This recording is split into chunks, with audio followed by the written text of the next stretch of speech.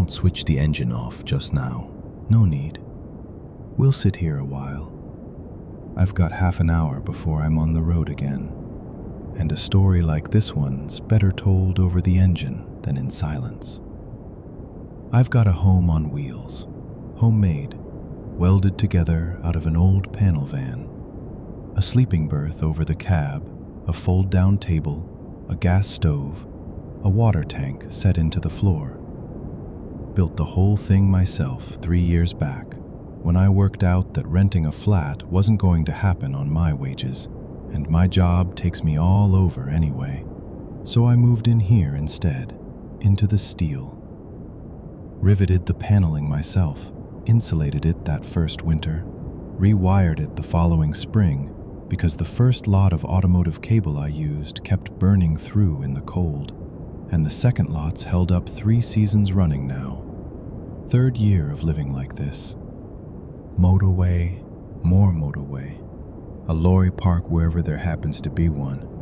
Sometimes a stopover by a cafe like this. Sometimes just a lay-by off in a field where there's nobody for miles.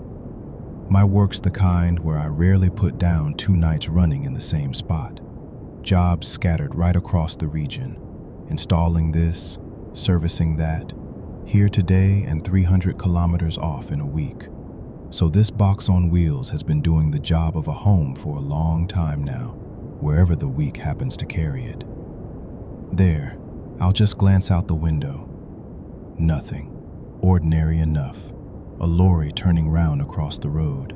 Their shift's changing too. It isn't the living in a van itself that's the trouble. I got used to that quickly enough, cramped as it is, and there's nothing frightening in it. That's not what this is about. The trouble is one particular thing, and it started about 6 months in, at a lay-by 100 kilometers from here, out past the town, by a filling station with a cafe across the road, the sort of place lorries pull into for the night to switch their engines off. It was raining that night, October, already getting cold. I parked the way I always park, right at the edge of the ground so as not to be in anyone's way. My door faces out onto the field side. I always check that first, which way the door's going to open. Fell asleep to the rain on the roof, nothing out of the ordinary, nothing felt wrong at all. And then in the morning, I couldn't get out. Not because the door had jammed, but because there was a van standing right up against it, hard against the door. Not a lorry, no kind of truck at all. A van, dark, not a single marking on it, no light showing in the cab, and the gap between my side and its side was exactly the width of a hand. I checked it properly afterwards, laid my hand flat against it to see if I'd imagined it. 4 fingers and the thumb, exact fit. I have never once seen anyone inside that van, not in all the years since. No shape moving, no glow of a light, no sound of an engine, no tire tracks under it come morning, even after a night of solid rain. It just stands there, side against side, that's all. And it takes my door away from me completely. I can't get out on my own side. I have to climb through the cab instead, over the passenger seat, bag held in my teeth, awkward at the best of times, worse in winter. That first morning, I told myself the driver had simply pulled in wrong. Dark as it was, raining, hadn't judged the distance properly. I walked round it, had a look. No plate on the front, none on the back either, as if they'd been smeared over or never fitted at all. And I didn't knock. It was still early. People were sleeping. Stood by the bonnet for 10 minutes or so, studying the windscreen. Dark glass, not a single reflection off it. No curtain hung inside, no sticker, no crack, as though it wasn't really a vehicle at all. Just a flat surface set on wheels at exactly the height a proper van would stand. I told myself I'd mention it that evening to the lads on the job. We'd have a laugh about it together, and by lunchtime, I'd more or less forgotten it myself.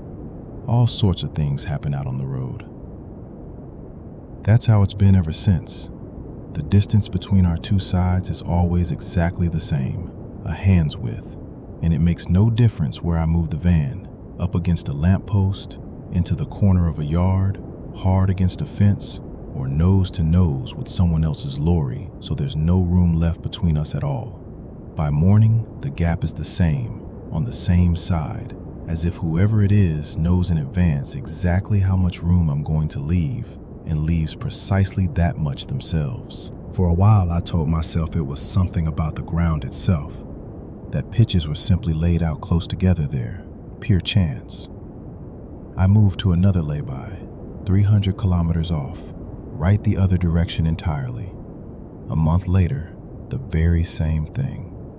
Door blocked by someone else's van come morning. Gap of a hand's width, same as always. So I tried it differently that time.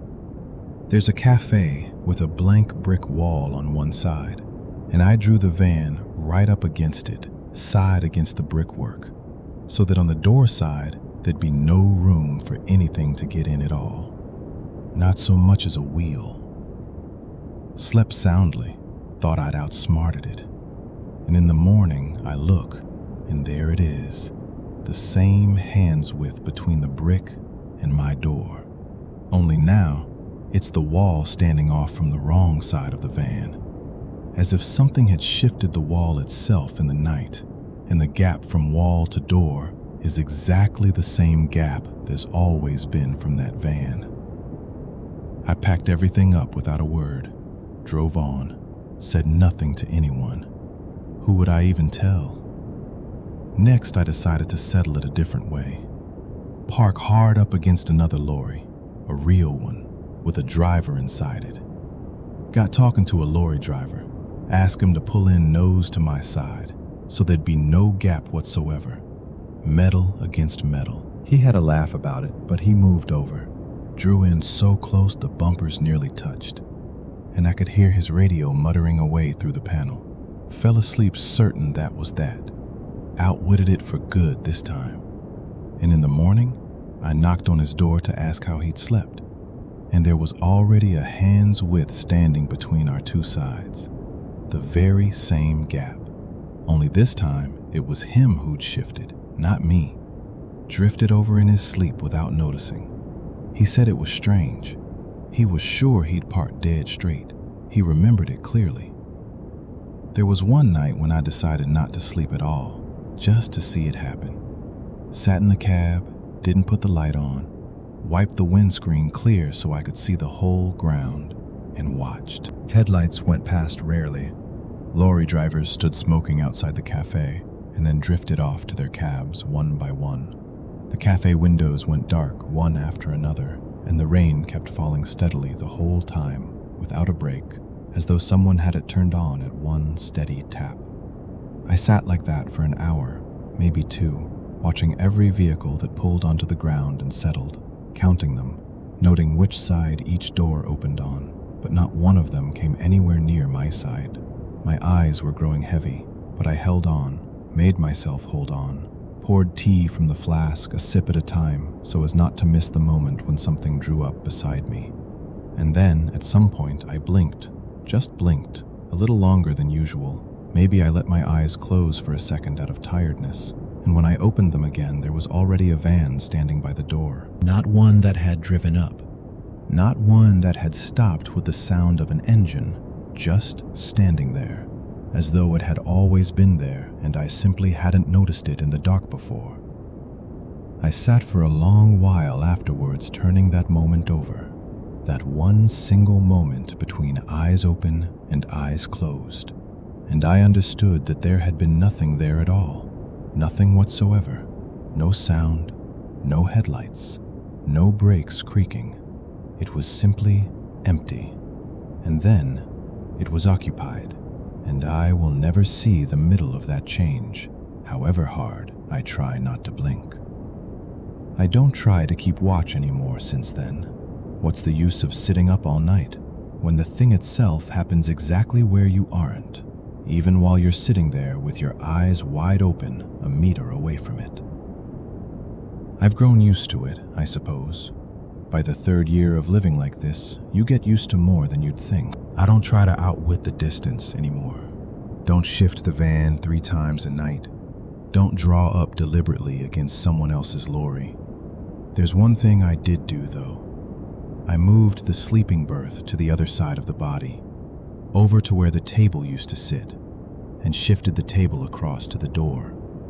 I sleep against the far wall now, and whichever side I park on, the door ends up on the side where that other hand's width is bound to settle between our 2 sides. Climbing through the cab is awkward, especially in winter, especially with bags in my hands. But at least this way, I don't wake up facing that gap. I'm on the lookout for a new van now, newer, a bit bigger, for the same line of work. And whenever I go round to look at ones people I know have up for sale, the first thing I do is walk right round the body and check which side the door's on. I don't explain why.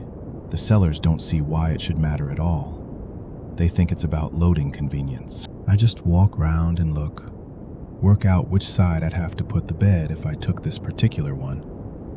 And when I find the door's on the wrong side for what I need, I put the keys down and go and look at the next one. I don't tell any of these people about the van. No reason to. They've got their own lay-by, their own night ahead of them, and I've got to get moving myself. Look, the cafe is closing up already. Time to go.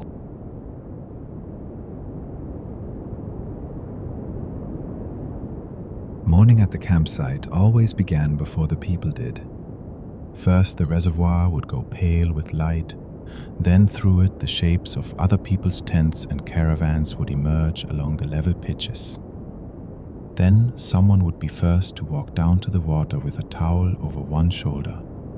And only after that would the 2 of them wake, almost always at the same moment, as if it wasn't the light that woke them, but the plain fact that the campsite had come alive. The table inside the caravan folded down from the wall in one movement, and they'd sit facing each other, she with a mug, he with a notebook in which nothing much had been written down for the 3rd summer running. And they left the door standing wide open, because outside it was a clean August morning, warm already, promising real heat by noon. And along the path between the hookup posts, their neighbors from the campsite walked past towards the beach, 2 steps away from here, just round the bend. This was the 3rd year running they'd chosen the same campsite, knowing it by heart. Level pitches marked out for pegs, a water hose at every hookup post, a paid barrier at the gate where the warden checked cars off against a list, and a beach 200 meters away that they reached each morning barefoot through wet grass.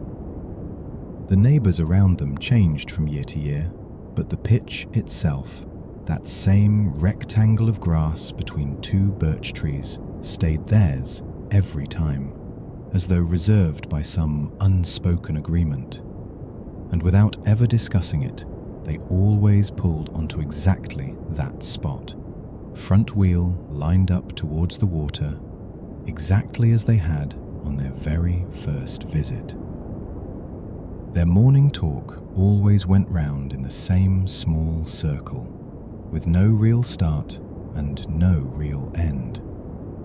And this morning, it began with her asking who'd put the folding chair away under the awning the evening before, because she certainly hadn't done it, and he answered that he hadn't either, and the 2 of them settled easily on having simply forgotten which of them it was, and didn't argue it any further, because the chair stood exactly where it should, neatly folded, with nothing to find fault with. She poured the coffee into both mugs evenly, not measuring, just by eye, with the same practiced turn of the wrist, and said the water in the flask had gone cold faster than usual overnight, and he shrugged and remarked that the night really had been cooler than the one before, though they both remembered that the night before that had been warmer still, and there was nothing in it beyond the ordinary muddle of holiday days, one so like the next. She was the first to look at the windscreen through the open door, squinting against the sun, and said that she'd wiped the glass dry herself the evening before, last thing before bed, a habit from their very first trip together. And now it was thick with midges again, as if she'd never wiped it at all. And he, without lifting his head from the notebook, answered that of course it was. They were right by the water. Gnats and midges swarmed here all evening and all night. What was there even to say? The camp stood 200 meters from the water, ordinary enough for any spot by a river or a reservoir. And she didn't argue, just drank her coffee and looked at the glass a second time, a little longer than the first. The bonnet, when he went out for a bottle of mineral water from the cool box under the caravan, turned out to be warm to the touch, though the car had stood there without moving since the evening before, the keys lying on the shelf by the door exactly where they always did. And at first he thought the sun must already have warmed the metal. But at 7 in the morning, the sun was still low and hadn't reached this side of the pitch. The shadow from next door's birch bush lay straight across the bonnet, and still the metal held warmth under his palm, even and steady, the way it does after a long drive. He didn't mention it right away, just went back to the table, set down the bottle, and listened to her talking about the neighbors 2 pitches along, whose generator seemed to have broken down again, and only afterwards, almost in passing, added that the bonnet was warm today for some reason. And she said that happened sometimes. Metal held heat strangely, darkened by evening, cooled slowly, nothing to it.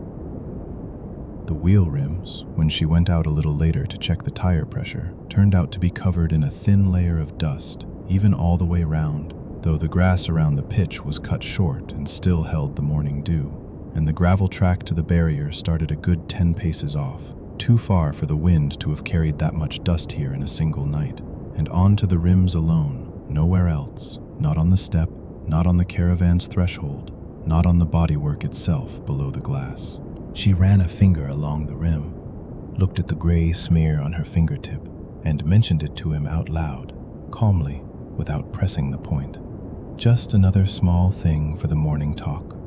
And he answered that the wind off the water turned changeable here, circling along the bank, and that was probably carrying it in from the track somewhere, ordinary enough for any pitch on bare ground. And the 2 of them went back to their coffee, to the usual morning talk about who'd walk to the shop by the barrier for bread, and when it was best to go swimming, before the sun stood too high overhead. He, in turn, looked more closely at the glass again a little later, while she washed the mugs in a bowl under the awning, and this time noticed not just the midges, but that among the small specks on the glass sat a few bigger insects. Wide, dark-winged things, the kind he'd only ever seen back in the forests of his childhood, somewhere far from any water, by his grandmother's house under the pines. And here, on the level shore of the reservoir, among the reeds and the low alder scrub, nothing like that had ever been seen before. And he mentioned it to her, not as a complaint, more as an observation, the way you'd remark on finding a mushroom out of season.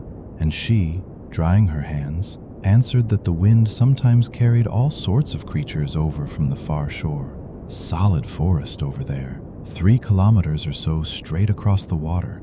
So of course something rare blew in now and then. Nothing for it but to shrug.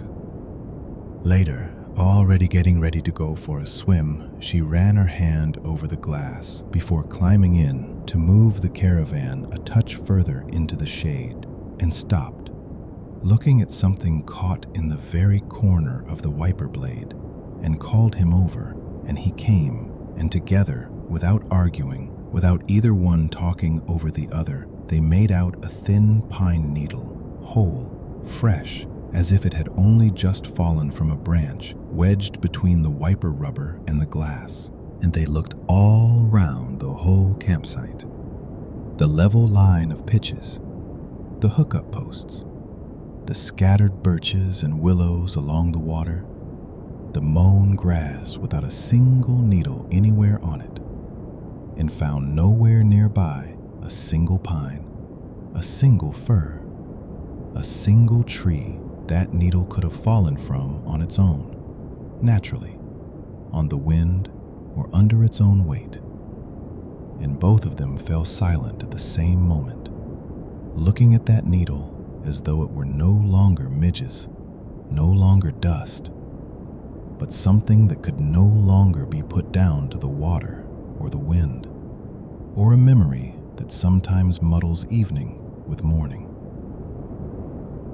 They didn't ask each other which of them was right, and they didn't put these morning odds and ends together into one version out loud.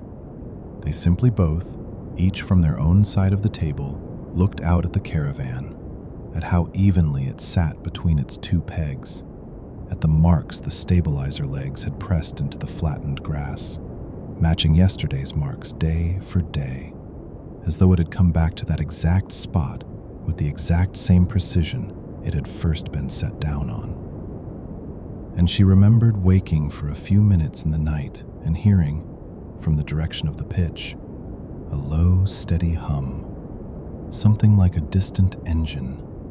And he said he'd woken at almost the same time and heard the very same thing.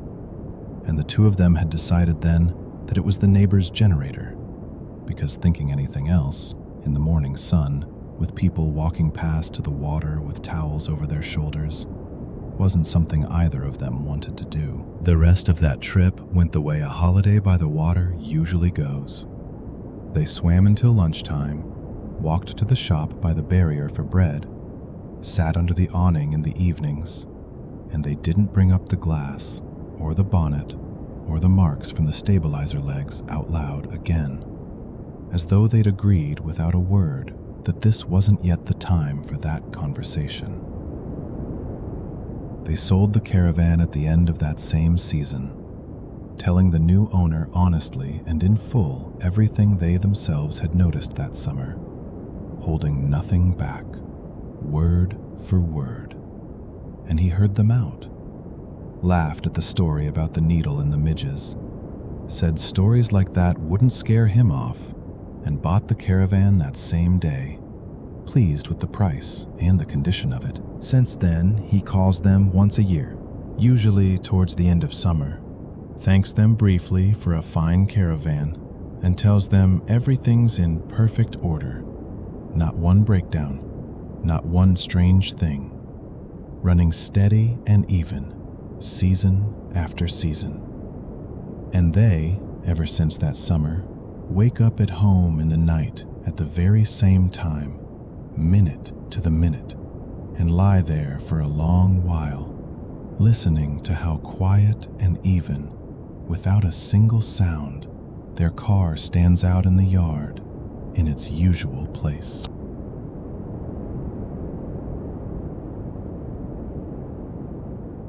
Listen, budge up a little. They're honking again behind us.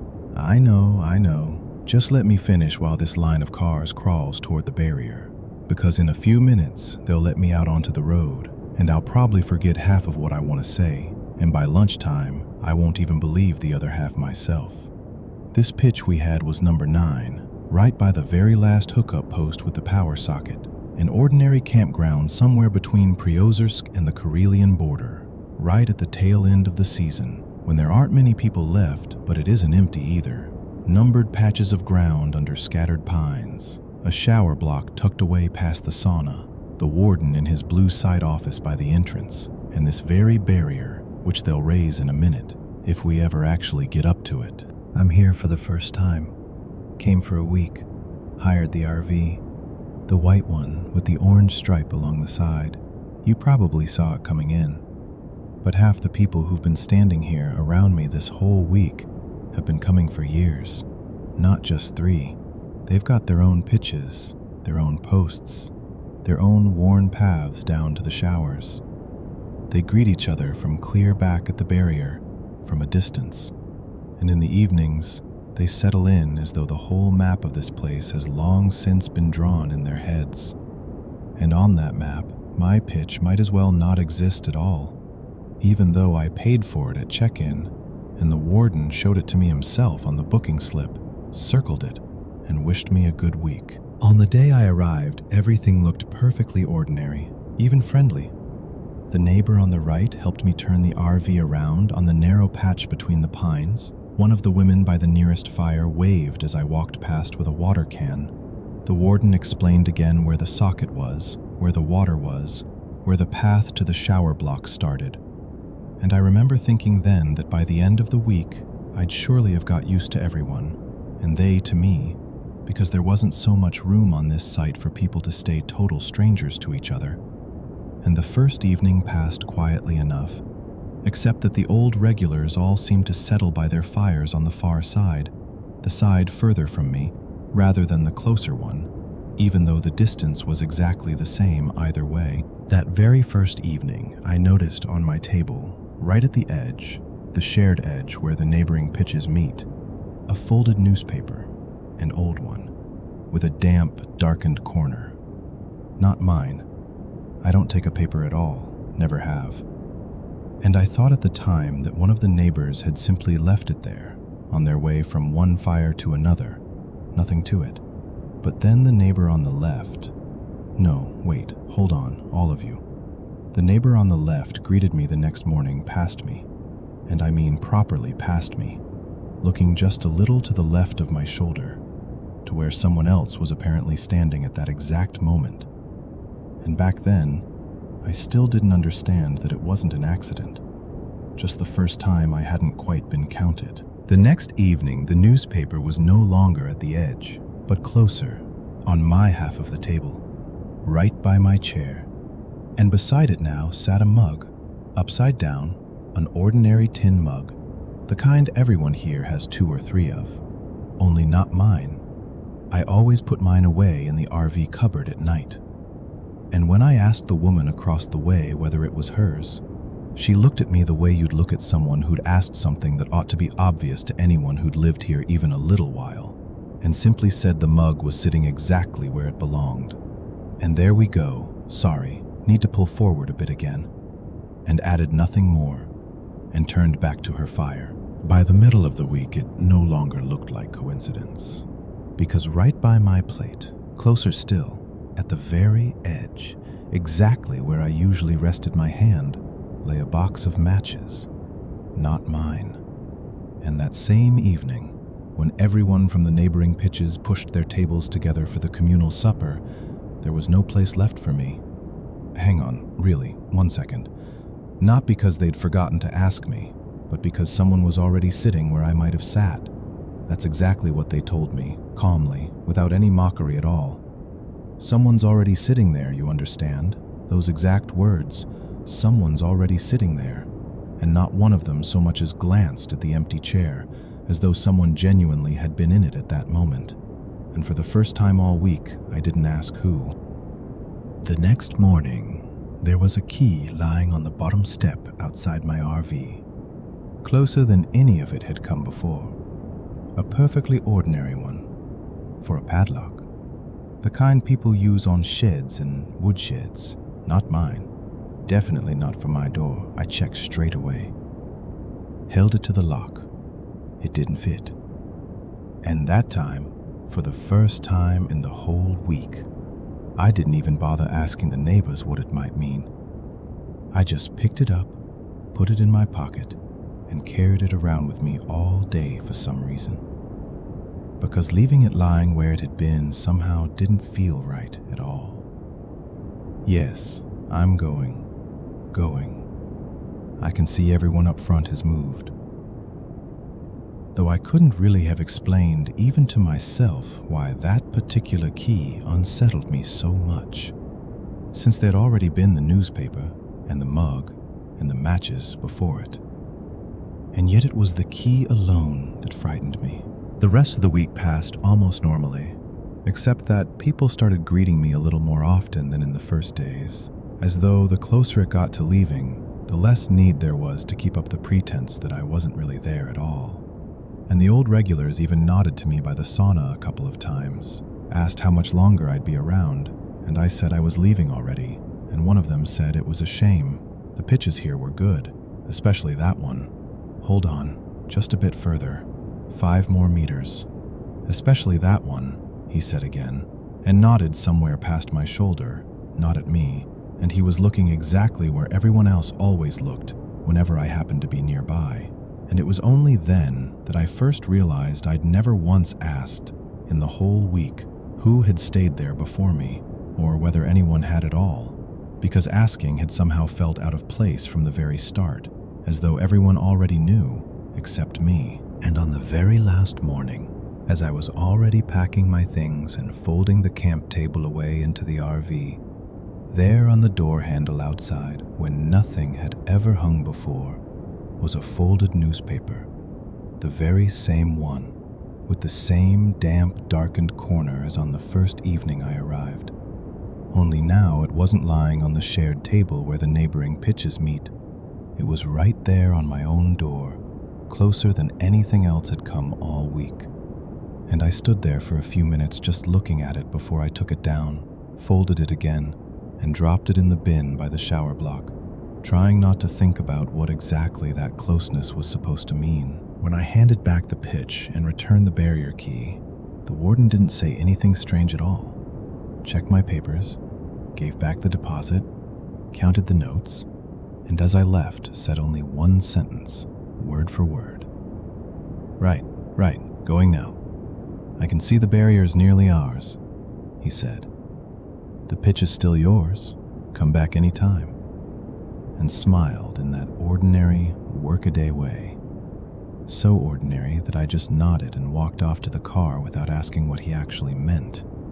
Because I'd only ever booked that pitch the once, for that 1 week, and I never had, and never could have had, any standing booking there at all. Every spring since then, a letter arrives, a perfectly ordinary paper one, with a return address from that very campground. Yes, nearly out now, I can see it. A reminder about the booking fee paid on that same pitch, even though I've never once been back since, and never booked it again. And the first letter I actually opened and read through twice, looking for some postal mistake in it, or a stranger's surname next to mine. And every one after that I just put away unread, in the same drawer, one on top of the other, envelopes side up, because there's as little point in answering them as there was in asking that evening by the fire who was sitting in my place. And there, I think, finally, the barrier's going up, right? Take care, safe drive, maybe I'll see you at the next stop.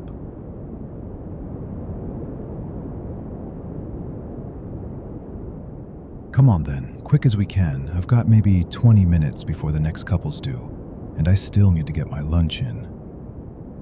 I can see you standing there with your bags already. I see. But I'm not just handing over the keys. We've got an order to these things. Walk around first, then the signature, then the keys. And that's not me being difficult. That's the insurance company. So let's take it in order. Gas, water, drains. I'll talk. You ask if anything's not clear. Just keep it to the point, all right? Here's the bottle. I knock on it with my knuckle. Hear that sound? Full. Here's the regulator. The valve opens like this, closes like this. Gets a bit stiff in the frost come winter. But it's summer now, nothing to worry about.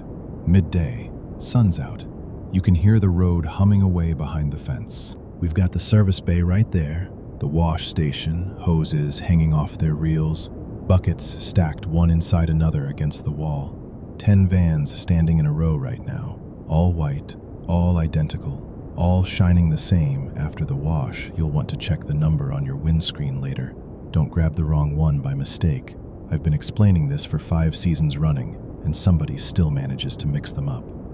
We've got water in 3 places, and that's the last you'll hear from me about water. Fresh, here's the tank. I knock on it. Full, about 100 liters. That'll do you 2 or 3 days. Gray, whatever drains out of the sink in the shower. Separate tank under the floor. Here's the hatch. Opens with this handle. And black, from the toilet. That's a separate conversation. One rule here. We never touch the black tank ourselves. The service crew deals with that on the return. You just close the lid and forget about it. Gray and black only get emptied at a dump station. That's on the way into any proper campsite. I'll show you on the map right here, marked in red. Takes 10 minutes, no more. Ordinary procedure. Hook the hose up, open the valve, wait, close it, and if you're ever not sure whether to open that valve right now or hold off to the dump station, call me. I'll talk you through it on the phone anytime. That's everything you need to keep in your head. The rest is easy enough. I'll show you the generator and the electric hookup separately. That's 2 minutes. Your kitchen's right here. 2-ring hob runs off the same bottle as the heating. So if the bottle runs dry on the road, that's cooking and heating gone at the same time. So check the gauge in the morning. Don't leave it till evening. Nobody wants to be hunting for a refill after dark. The awning's on the side.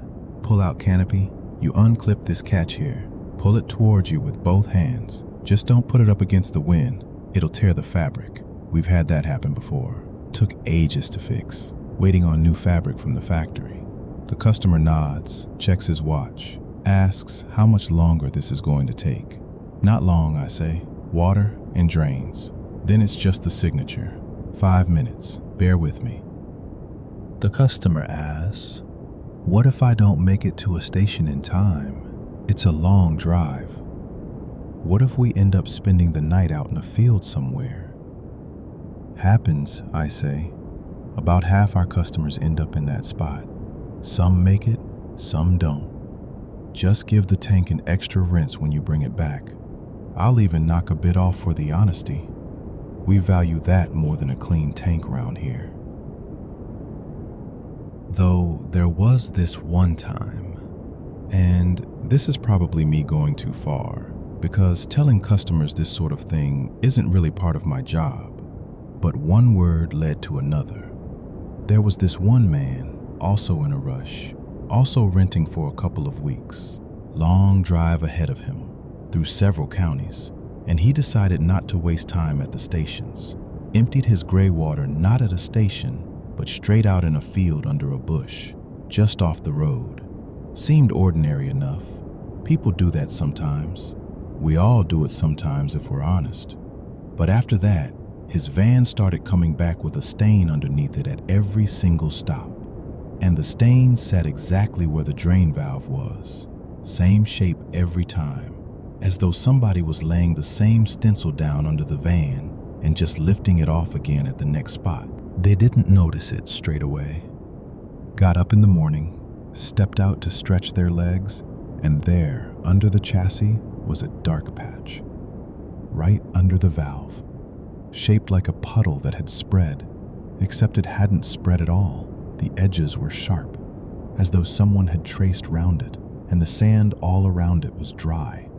Not a drop, as though the water had been poured from a mold, and everything extra wiped away straight after. They put it down to do, could happen, drove on, reached the next campsite, parked the van on tarmac, on purpose, on tarmac, so they'd know for certain if it happened again, and went to bed, pleased with themselves. And by evening, they weren't sleeping anymore.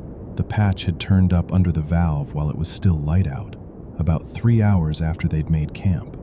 Dark, the same shape, on dry tarmac, and dew had nothing to do with it this time, because there hadn't been rain in a week, and the grass round the campsite stood yellow, bone dry. Further along the route, they stopped waiting around for morning at all. They'd pull in for the night, kill the engine, and the patch was there under the valve before either of them had even managed to get out and look, straight away, while the engine was still ticking as it cooled, while the gravel under the tires hadn't even settled from breaking yet. Anyway, that's me wandering off again. Sorry about that. I do this sometimes. Start on gas and end up God knows where. My wife says the same thing. Let's get back to business. Here's your pump switch. Here's your level gauge. Simple enough. Full, yellow light. Empty, red light. That's when you go looking for a station. And here's the generator. This button here starts it. Bit noisy, but you won't charge your phone at night without it, right? Let's head over to the van itself. I'll show you the wheels and the suspension. That's quick too. The customer asks, what happened to that man, the one with the patch? Nothing much, I say. He brought the van back on time. We went over it for a whole week after. Stripped the drain right down. Didn't find a single leak. Tank sound. Hoses sound. New seals. Everything dry. He just handed over the keys, signed, and drove off. Never saw him again. Never heard another word about him since. And this, by the way, is your van right here. Let's go round this side. I'll show you the wheels. Nice level pitch here, fresh tarmac, laid this year. And then he stops dead halfway through a sentence, looks down, and almost straight away asks, "What's that there?" Nods towards the underside, and I bend down too, and I see it. On the new tarmac, right under the valve on this very van, the one we're handing over to him this minute, there's a dark patch, the exact same shape I've just been describing, traced clean round the edge and dry tarmac all around it. Not a mark, not a drop, no water stains anywhere. Even though this van stood switched off in the row all day, hasn't gone anywhere, hasn't drained anything. The valve's shut. I checked it myself with my own hands this morning. I closed the hatch, gently, no bang. Tell him we won't be handing this one over today. It's out of service. Sorry for the holdup. Must be a leak somewhere. Needs a proper look. But there's one exactly the same 2 spaces down, fresh off the wash. Same spec. Come on, I'll go and get the keys for that one now. We'll redo the paperwork in 5 minutes. My lunch is starting right about now anyway, so let's move quick, or Lyuda will be wondering where I've got to and ringing me. He doesn't ask again what was wrong with that first van. He's in a hurry. Some meeting in another town by evening. Signs the paperwork for the second van fast, barely looking. Takes the keys, throws his bag into the cab, starts up and drives off the lot towards the exit without looking back. And I stand by the first van another minute, looking at the patch under the valve on the fresh tarmac. Then I ring Lyuda. Tell her to take number 7 off the line, put an out-of-service sign on it, and head to the site office myself. It's my lunch, and the 10 white vans in the row see me off with their matching sides, all shining from the wash, and the road behind the fence keeps humming the way it's been humming since morning, and nobody touches the 7th van again for the rest of the working day. It just stands there in the row with the others, just as white, just the same to look at from outside. Only it's not a customer who hangs the sign on it this time, but me. Careful, by the wire, so it doesn't blow off in the wind. And then I walk round it once more, look at the patch from every side, lean in, don't touch it. Just look at it lying there, flat, dark, on the new tarmac, in the middle of a dry day, among all the other white vans just like it, that somebody will be handing over and taking back again tomorrow too, showing the valves, knocking on the tanks, running a finger along the map to the red dot for the dump station, saying more or less the same words I said today.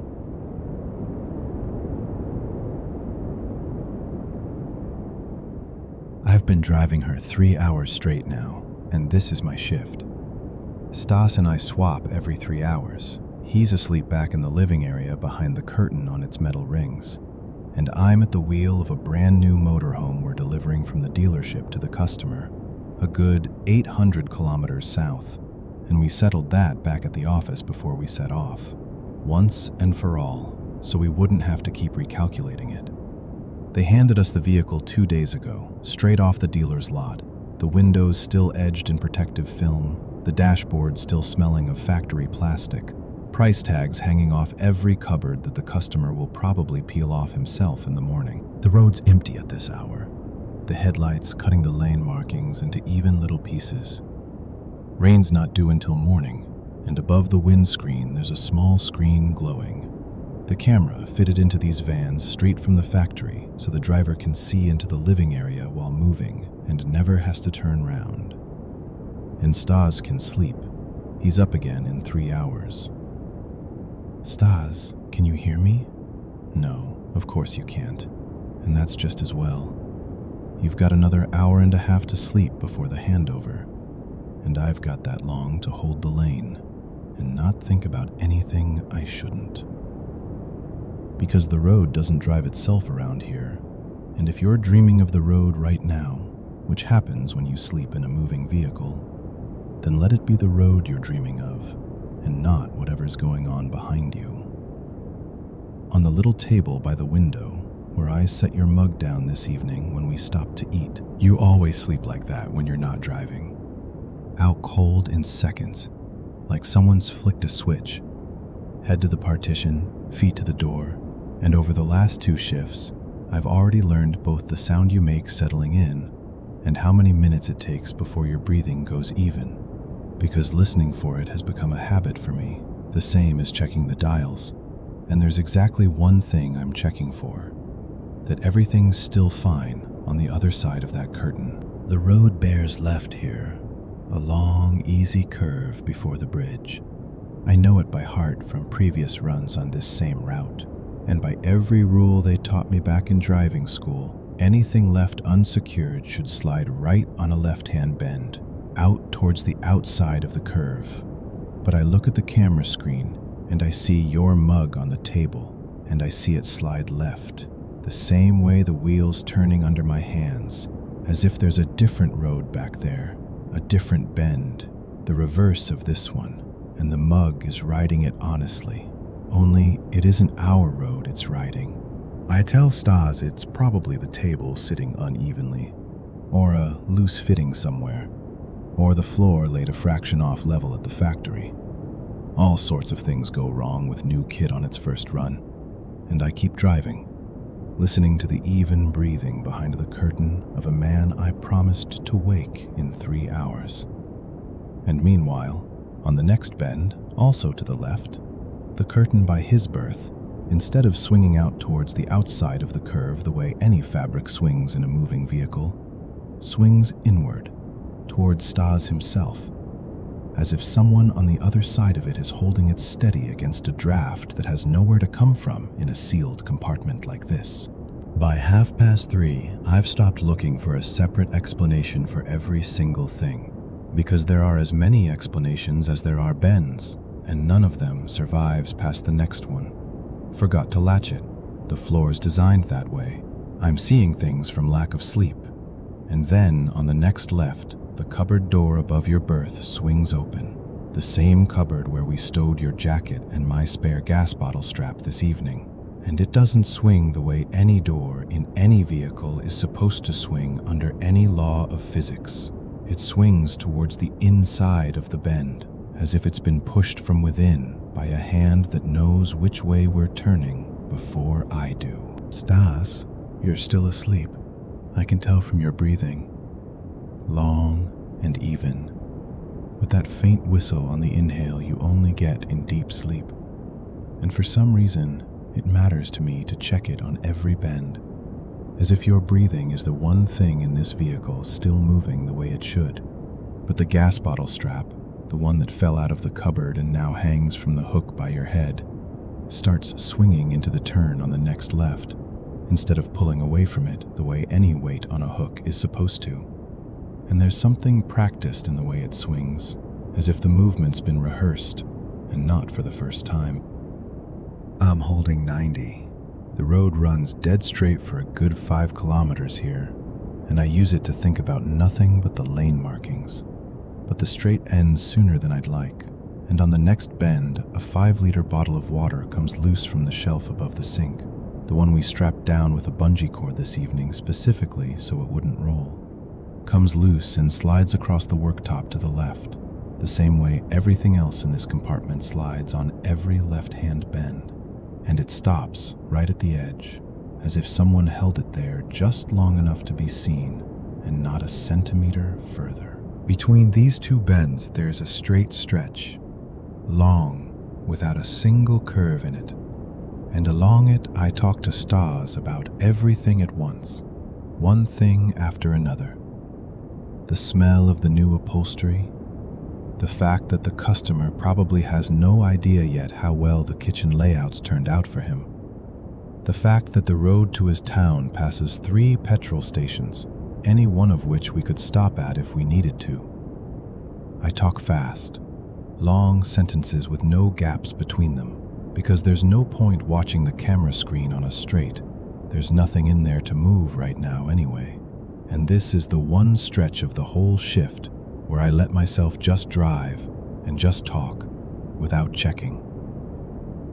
By 5 in the morning, when the sky's only just starting to gray in the east, and the rain they promised for morning is already coming down as a fine mist on the windscreen, the thing happens that I end up remembering longest. On the bend before the interchange, your travel bag, the heavy one with the boots and tools in it, which had lain quiet under the berth all night, suddenly travels a good half-meter across the compartment floor, turns its strap towards itself, and comes to rest against the partition right by your head, quietly, without a sound, as if it had been carefully set down in a new spot, bypassing every law of inertia, because that's simply where it's more comfortable for it to lie for the rest of the journey. I don't turn round once in the whole 3 hours. I only watch the camera screen, because turning around at 90 at night in the rain is the last thing anyone should do. And the camera shows me enough as it is. It shows me that your things are traveling tonight by some route of their own, one that doesn't match mine, as if they've got a map worked out in advance. And because of that, I find myself holding my speed steadier than usual, as if a steady speed is the one thing left that I can still have any say over.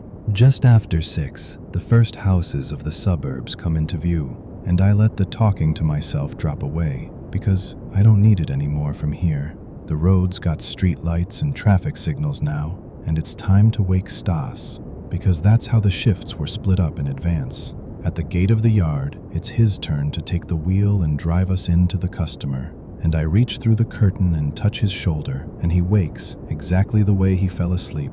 No questions, no looking back, and the first thing he asks is how far we've come. We reach the customer's yard by 8, leave the vehicle in the reception bay, and while Stas has a cigarette by the entrance, I go through the compartment one last time with the checklist, and I see that everything inside, every single item, is packed tight against the left wall, neat, edge to edge, the way things are packed for a long haul, when it matters that nothing shifts over 1,000 kilometers. And these aren't the way we left them, because we'd stowed our own things differently the evening before, each one back where it usually sits. And now everything's arranged a new way, to some other order, level and taut, as if someone had known in advance where we were going and for how long. The customer arrives half an hour later, young, friendly, opens the cupboards one after another, shakes his head at how neatly everything's packed, and jokes that the dealership really went to town on the presentation this time. And Stas and I glance at each other and say nothing, because there's no way to explain it that makes any sense at all. And finding out what actually happened would mean staying on another day we don't have. We sign the handover paperwork, hand over the keys and documents, and an hour later we're on the day train back. And what the customer ended up doing with those things by the left wall, we don't know, and we've never asked.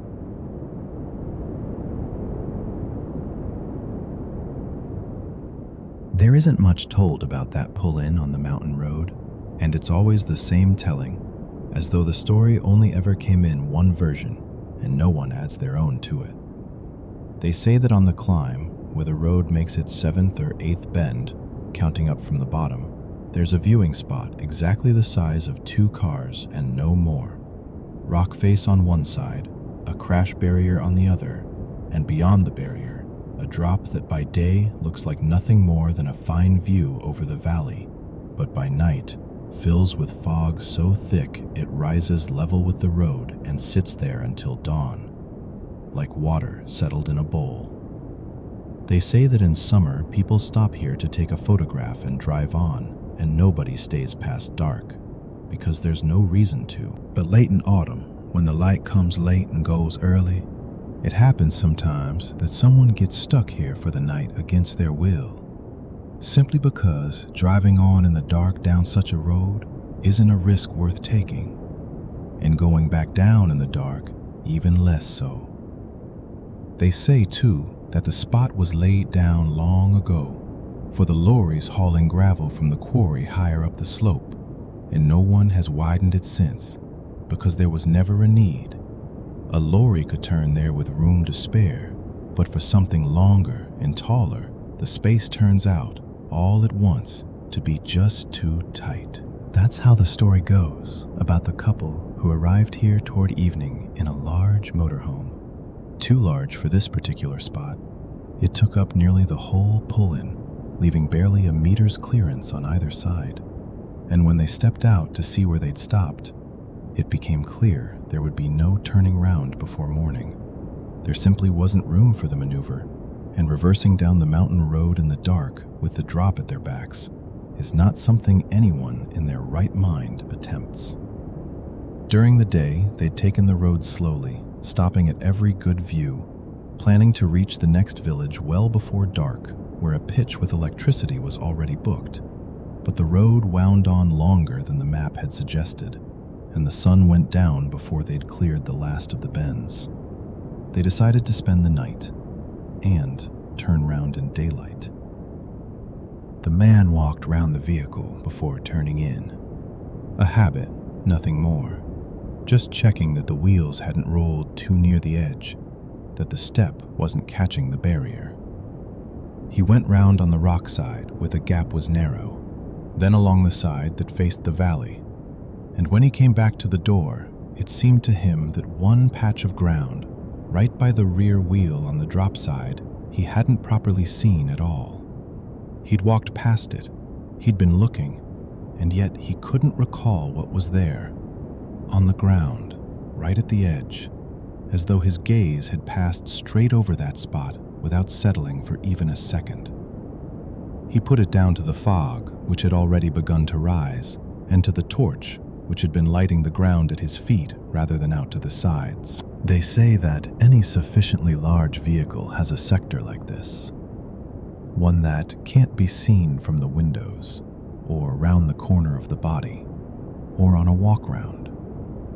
It's an ordinary thing, nothing strange in it. Simply that a person walking around a vehicle has a back, and something is always behind it. Usually this pocket of space moves along with whoever is walking.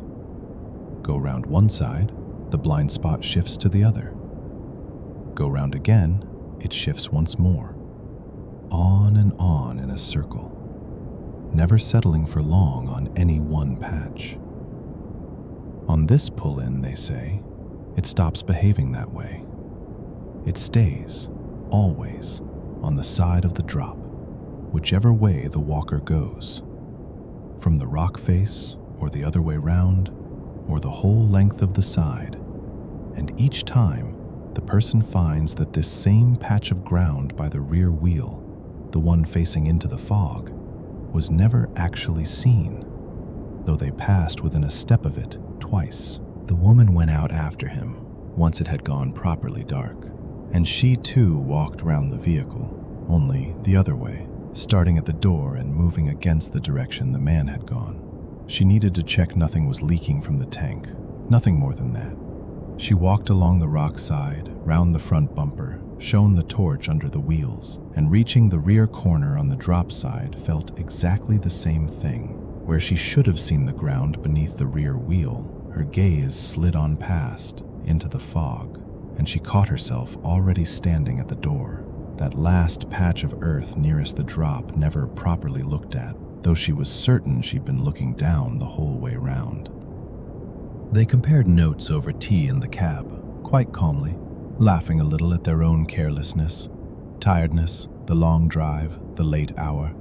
Nothing strange about missing a patch of ground in the dark on a mountain pull-in. They decided to check together, one to hold the torch and light the way, the other to walk the length of the vehicle without taking their eyes off the ground beneath the rear wheel, deliberately, on purpose this time, to make quite sure of seeing that scrap of ground, given how oddly the two accounts had matched. The man took the torch, and the woman walked slowly, watching her feet exactly where, by every reckoning, that patch of earth ought to have come into view. And still, reaching the corner, she realized she'd been watching the beam of the torch and not the ground beneath it, because in that very moment, the man had turned his wrist with the torch to follow her movement, and the shadow swung by exactly as much as she herself had shifted along the side, no more and no less, as though something there, just past the swinging light, was turning with her at the very same speed, always staying half a step behind her gaze. They didn't go round the vehicle again that evening. They turned in early, though sleep didn't come at once. They lay there, listening to the fog thicken outside, until even sound went dull, as though someone had put a lid over the whole pull-in, and every so often, one or the other of them felt certain that out past the side of the vehicle, on the drop side, something shifted by exactly the amount the sleeper had just turned in their sleep, too well matched to be chance, too precise for fog. The light inside the motorhome went off soon after that talk over tea, but one of the two lay awake a long while yet, listening to the barrier tick faintly now and then with the drop in night cold, and every time the sound came, found themselves picturing, without meaning to, that same corner of ground that had never once, the whole evening, been properly seen. By morning, neither of them had slept much, and without a word to each other, both went outside while it was still gray before dawn, when the fog had only just begun to thin near the ground, leaving a solid, pale haze sitting above it. Turning round in the morning, in daylight, ought by every measurement to have been a simple thing, but neither of them came within a few steps of the rear wheel on the drop side that morning, and neither one suggested, out loud, checking again whether they might finally see that scrap of ground which had refused, all night, to show itself to anyone. Instead, the man got behind the wheel. The woman stood by the open door with the torch, though it was light by then, and they began backing up, not turning at all, but reversing down the mountain road the same way they'd come up the day before, only now traveling backwards at the slowest possible pace, stopping constantly so the woman could get out, step back, and watch exactly where the rear wheels were rolling on each bend.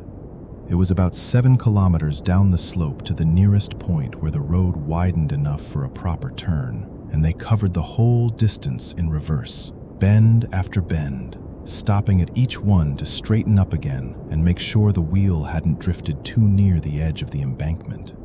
It took them the rest of that morning and a good part of the hour after, the road winding on and on, the fog below thinning gradually and settling into the hollows.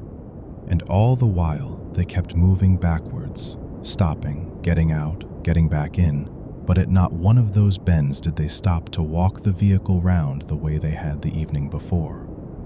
Of the pull-in itself, they've told almost nothing since, only in passing, that they spent the night on the mountain road and it was a tight fit, and that in the morning they chose not to risk a turn. But of the reversing down almost the whole way, with the door open and the torch on, they tell it freely and in full, every detail, every bend and every stop remembered, every time the woman got out to check the edge of the embankment. That's the only part of the night that survived as a story, one they repeat afterwards when it comes up, at the table or on the road, always in the same words, as though they learned it by heart on the way down.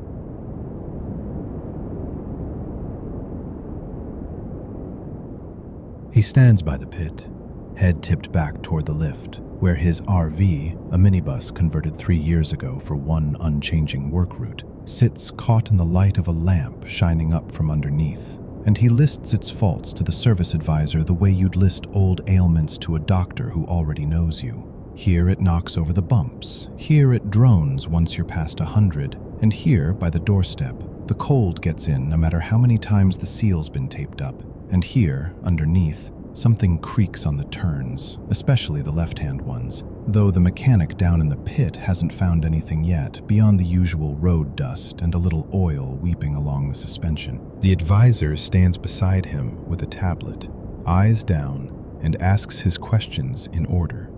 The mileage, where it was last serviced, whether the brake pads have been changed, how often it sits idle. And he answers honestly and at length, because his route is long, the third year now of the same loop between the same cities for work, the same string of overnight stops along the road. And he looks after the RV less out of any fondness for her, and more because there's simply nowhere to fix her if something fails halfway between stops, where the signal comes and goes and a recovery truck is the better part of a day away. To the question about service history, he says he had most work done at home and only ever slept on the road, at the laybys along the route, the ones set aside for RVs, with an attendant in a hut and an arrivals book on an oilcloth-covered table. And there are several such laybys strung along his route, spaced out between the cities at the same familiar intervals he's come to expect. At one of them, one he'd reached for the first time in his life, further along a stretch of the route he'd only taken on this season, he was met as if he were expected. The spot by the fence stood empty, and exactly the length of his RV, even though bigger vehicles were parked all around it. And in the book, the attendant slid across for his signature. A line was already written in, only the time on it was an hour earlier than he'd actually pulled in, and the handwriting plainly wasn't his own. The attendant came out of the hut then, walked round her unhurried, looked her over from the headlights to the back step, gave her a pat on the wing the way you'd pat the flank of a horse you knew well and hadn't seen in a while, and said quietly that she'd been through here before and never once asked for his name, though the book was kept for that very purpose, and the spot had been held not for the man, but for the RV. "And where do you fill up along the way?" asks the advisor, making a note about fuel use, and he names, honestly, the same chain of petrol stations that turn up along the route at regular intervals, all more or less alike, with the same canopies and the same markings painted on the concrete. And he remembers how, at one of them, one he was pulling into for the first time, not his usual stop, the attendant came out to meet him before he'd even wound down the window and reached for his card, nodded at the bonnet, walked round her unhurried, ran a hand along her side the way you'd run a hand along a rail, and said, "Right, sit tight, won't be a minute," speaking quite plainly, not to him but to her, as if she were the regular here and he were simply the man who'd driven her in this time and now stood beside her, one too many. He thought nothing of it then, put it down to the way lorry drivers and petrol attendants talk in general, seeing hundreds of vehicles in a shift and mixing them up with people more often than they remember faces. Paid, took his change, and drove on, and would have forgotten it by the next bend if the rest of the route hadn't gone on to prove otherwise. At the sites among his own kind, other RVs, it used to stop at neighbors, people curious about the route and the layout inside, asking about fuel use and how he managed alone. But little by little, it was strangers who began speaking to her, people he'd never seen before and never saw again. Someone from the RV next door, passing by in the evening with a cup of tea, would touch her side and say, "Hello, love," in exactly the tone you'd use greeting an old friend after a long time apart. Someone else, not even from the neighboring pitch, but just from a petrol forecourt he hadn't even stopped at that time, would nod at her bonnet from across the way you'd nod to a person on the other side of the road, hand half raised. A third one, standing in the queue for the pump, one car back from him, would mention out loud to a mate that he was sure he'd seen this RV here last season, even though last season his route had been a different one altogether, and by now there had been so many such moments over the past year that he'd stopped noticing them as separate incidents and started treating them as something that simply happened around the RV on its own, apart from him, as if she made new acquaintances faster than she could drive past them. "So they know your RV then, not you," the advisor suddenly puts it, not looking up from the tablet, in the same flat, official tone he'd used to check the make of washer fluid. And he stops mid-sentence, because that's exactly how it's been the whole time, only he'd never once put it together into a single sentence, though that's precisely what he'd been describing just now, in pieces, mixed in with the mileage and the brake pads. The advisor looks up from the tablet for the first time in the whole conversation, looks past him to where the side of the RV gleams under the lamp, and says it again, slightly differently, as if refining the wording for a record. "So she gets recognized on the road, greeted before he is, remembered firmly from one stop to the next, while he himself is never remembered anywhere, never asked his name, never known by his face, though it's always, without fail, the same man behind her wheel." At the last sight before this garage, one he was pulling into for the first time on the whole route this season, already toward evening, with the sun going down behind the tree line along the road, the attendant came out to meet them while the RV was still turning off the tarmac onto the gravel track, walked ahead of her on foot, patted her wing through the open window of the cab, said to her directly, "Well, there you are at last, we've been waiting," and only then, as if remembering the formality of it, nodded to the owner and silently held out the book, without so much as asking for papers or how long he meant to stay. He took the book, leafed through it for show, and then asked to see the entries for this particular arrival, and the attendant handed it over without one extra word, without surprise, without asking why, as if he'd been waiting for exactly this request the whole time he'd stood by the gate watching the road. And he found his own line himself, without help, among others written in other hands. The time of arrival was an hour earlier than when he'd actually pulled up at the barrier, the number written out in a neat hand that plainly wasn't his, and the space beside it for a name left empty, as if a name had never been needed for this line at all, as if the RV alone had been enough. He tore the page out of the book with the same motion you'd use tearing a receipt off a pad at the post office, quick and without thinking, before his hand had the chance to change its mind, and the attendant showed no reaction at all, no surprise, no request to have it back, only held the spine steady with his free hand so the tear would come out clean and not catch the neighboring pages, then closed the book and carried it back into the hut as if nothing had happened. He folded the sheet into 4 right there by the RV and put it in the inside pocket of his jacket, close to his body, and then, already home, a couple of days after he got back, moved it into the desk drawer, the one where old receipts and the vehicle papers usually live, and it's lain there ever since that evening.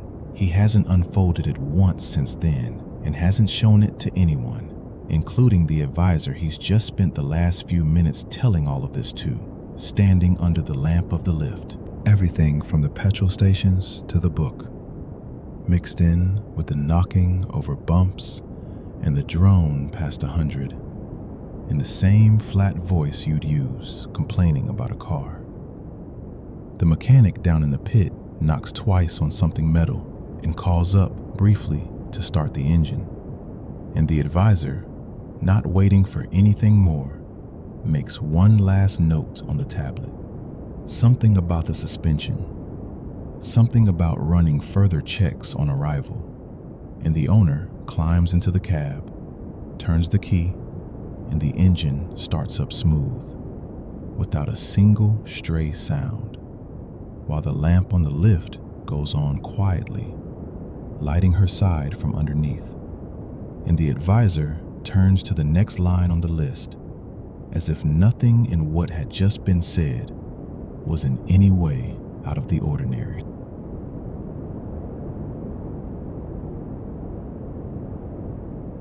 Third evening running I sit here in your motorhome, Gavrilov, among your boxes, sorting through what you left behind you.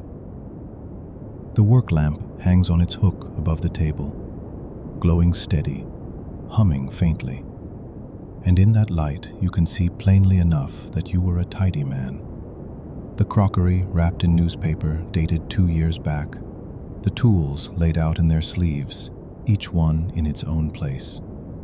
And on the margins of the cooker's instructions, your own hand has noted, in pencil, which ring to use for what and how many minutes to keep the lid down. I bought this motorhome off an advert on the notice board. Short, 2 lines, no photographs of the inside, just the van from the outside and the price.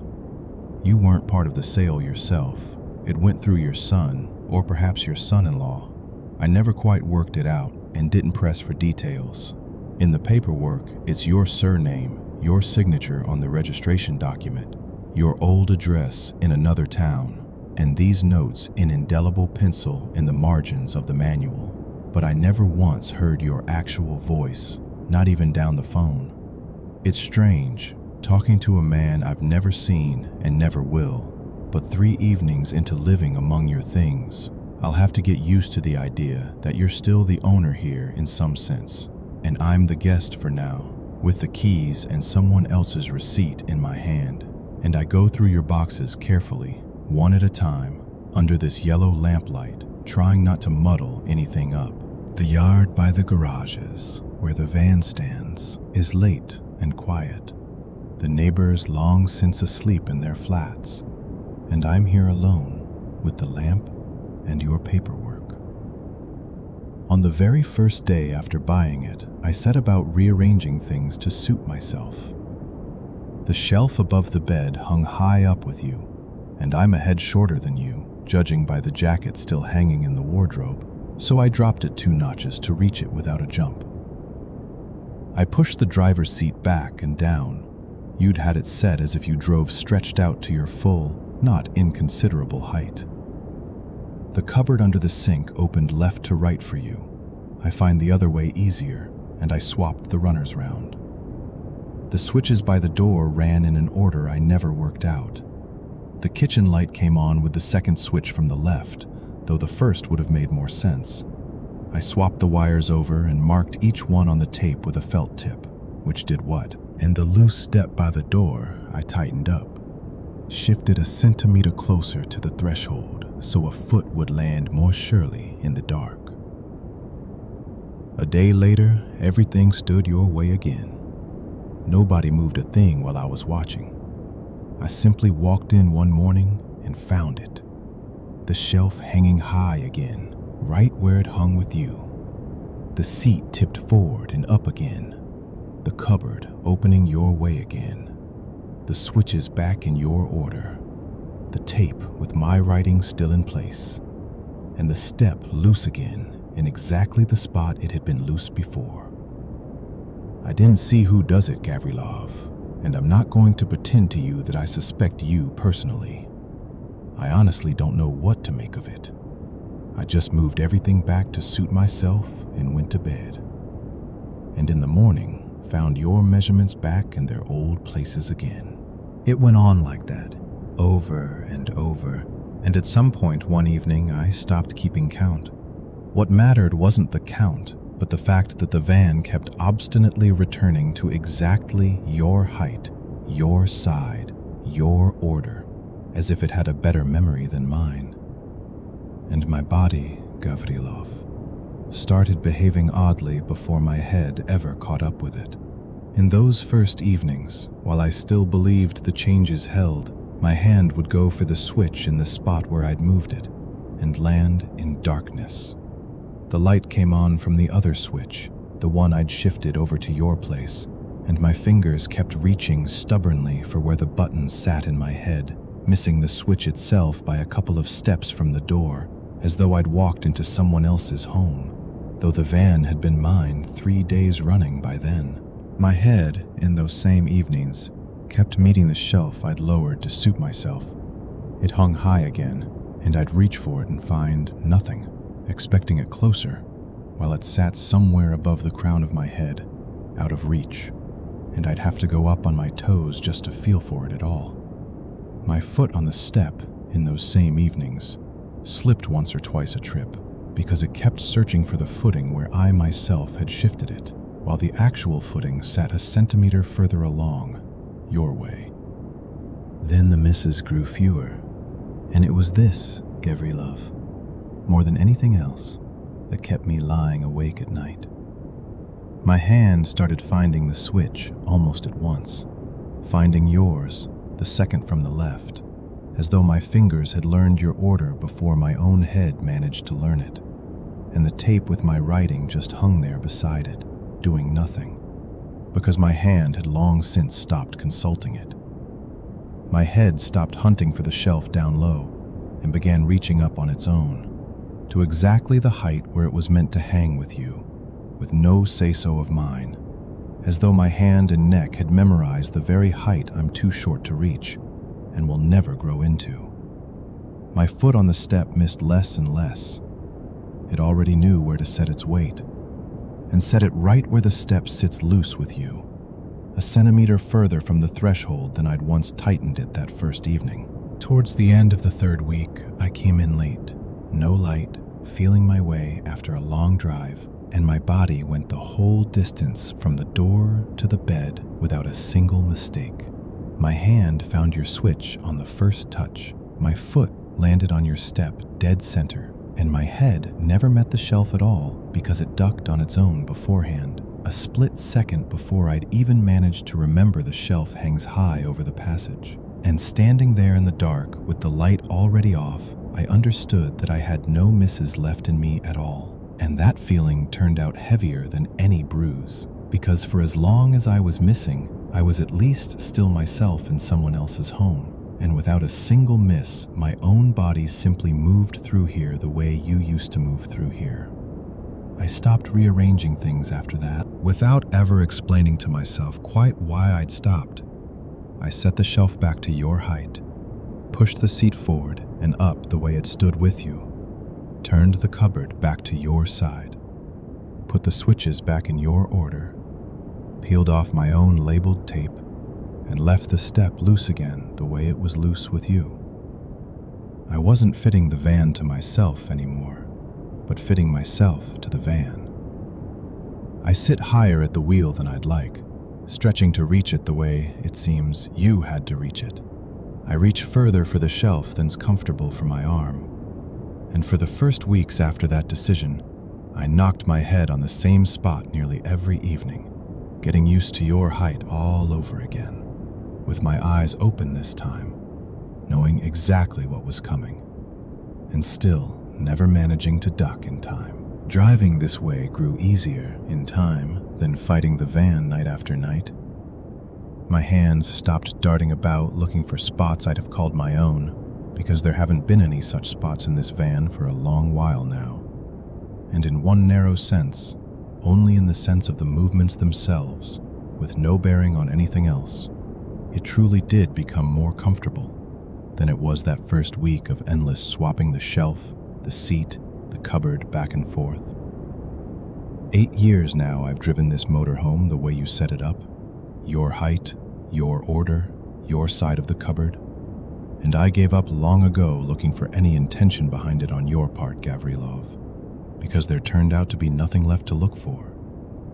The van stands your way, and I've simply learned to move through it without knocking myself or slipping on level ground. Here, above my right temple, I still have a small bump left by that shelf. Some evenings I find it with my fingers sitting at the table under the lamp once the papers are sorted and there's nothing left to do. And here, on my shin, an old mark from your step, still from that first week, when my foot was only learning to set its weight the exact way you'd grown used to setting yours. I'm showing this more to myself than to you, Gavrylov. You're not going to answer after all, and I confess I'm not expecting one. It's just that in the very moment my hand reaches for the mark, it finds it at once, on the first touch, without a single miss, as though this hand were born right here, among your shelves and your switches.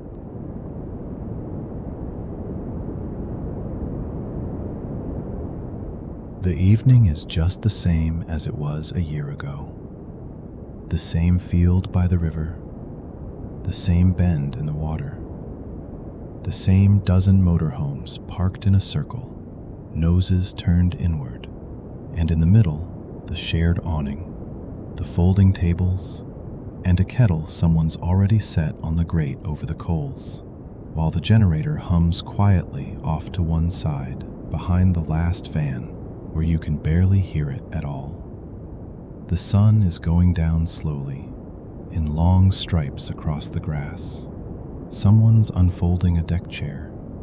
Someone's fiddling with the wiring for the lamp over the awning, and the whole circle is gathering, little by little, toward the shared warmth, the way it gathers every year, with more or less the same faces. There are 20 of us again. Some I know from earlier rallies, some only from messages in the group chat. And I'm asked to tell what happened in our circle last year, because one of the newcomers caught a bit of it and wants to hear the whole thing now. And I don't mind, especially since, honestly, there's not much to tell, just small things that come back to me every time I look at my own curtain, this very one, the one that's been hanging in my cab for a second summer now. Last year, the circle came together just the same. The awning in the middle, and the first evening went the way first evenings on a rally always go. People getting reacquainted, though half of us already knew each other, working out who'd park where, someone misjudging the space and having to shift over, someone spending the whole evening wrestling with a canopy that kept sticking. Here, I'm corrected, told it wasn't that person's canopy that stuck. I've got it muddled. But I wave it off and say it's neither here nor there, and carry on. And by night, everyone had drifted back to their own vans, pleased they'd made it, and that the weather was holding. And for a good while, laughter and the clink of dishes still carried over the circle, dying away one door at a time. In the morning, the sun through the curtain woke me, and it took a moment before I understood what was wrong. And then I did. The pattern on it looked unfamiliar, as if yesterday it had been a different print, and today it was this one. Pale, small checked, exactly the same one I'd seen the evening before at a neighbor's van 2 along, when I walked past and glanced in through the half-open window. The curtain itself was mine. I had no doubt of that. It was only the pattern that seemed to have changed overnight, and I mentioned it over breakfast, more as a joke than anything. And that same neighbor came over himself with his mug and said he'd had exactly the same one since last winter. Nothing strange about it. These small checked curtains are sold in every second auto parts shop these days, and everyone laughed. Someone guessed we'd probably all bought from the same place and just forgotten, and the conversation trailed off on its own, because the kettle had just boiled and was being passed round the circle. The next day, I went out in the morning to stretch my legs and noticed a woven-edged mat by my own door, looking new. Exactly the same one I'd seen the evening before, by the entrance of the van opposite, when the owners were settling their guests round the fire. Here I'm interrupted. Someone laughs and says my mat had always looked like that. I've just forgotten what it looked like, and I don't argue, it could well be so. And the woman from the van opposite, hearing about the mat, laughed and confirmed she'd had exactly the same one down for 3 years now, and since it was such a coincidence, suggested comparing what else was repeating itself around the circle. And the whole circle happily joined in the game, as if it were an amusing quirk of the rally rather than anything to take seriously. By the middle of the week, it had reached the little table by my door. The thermos, the mug, and the car keys are always just thrown together on it, however they land.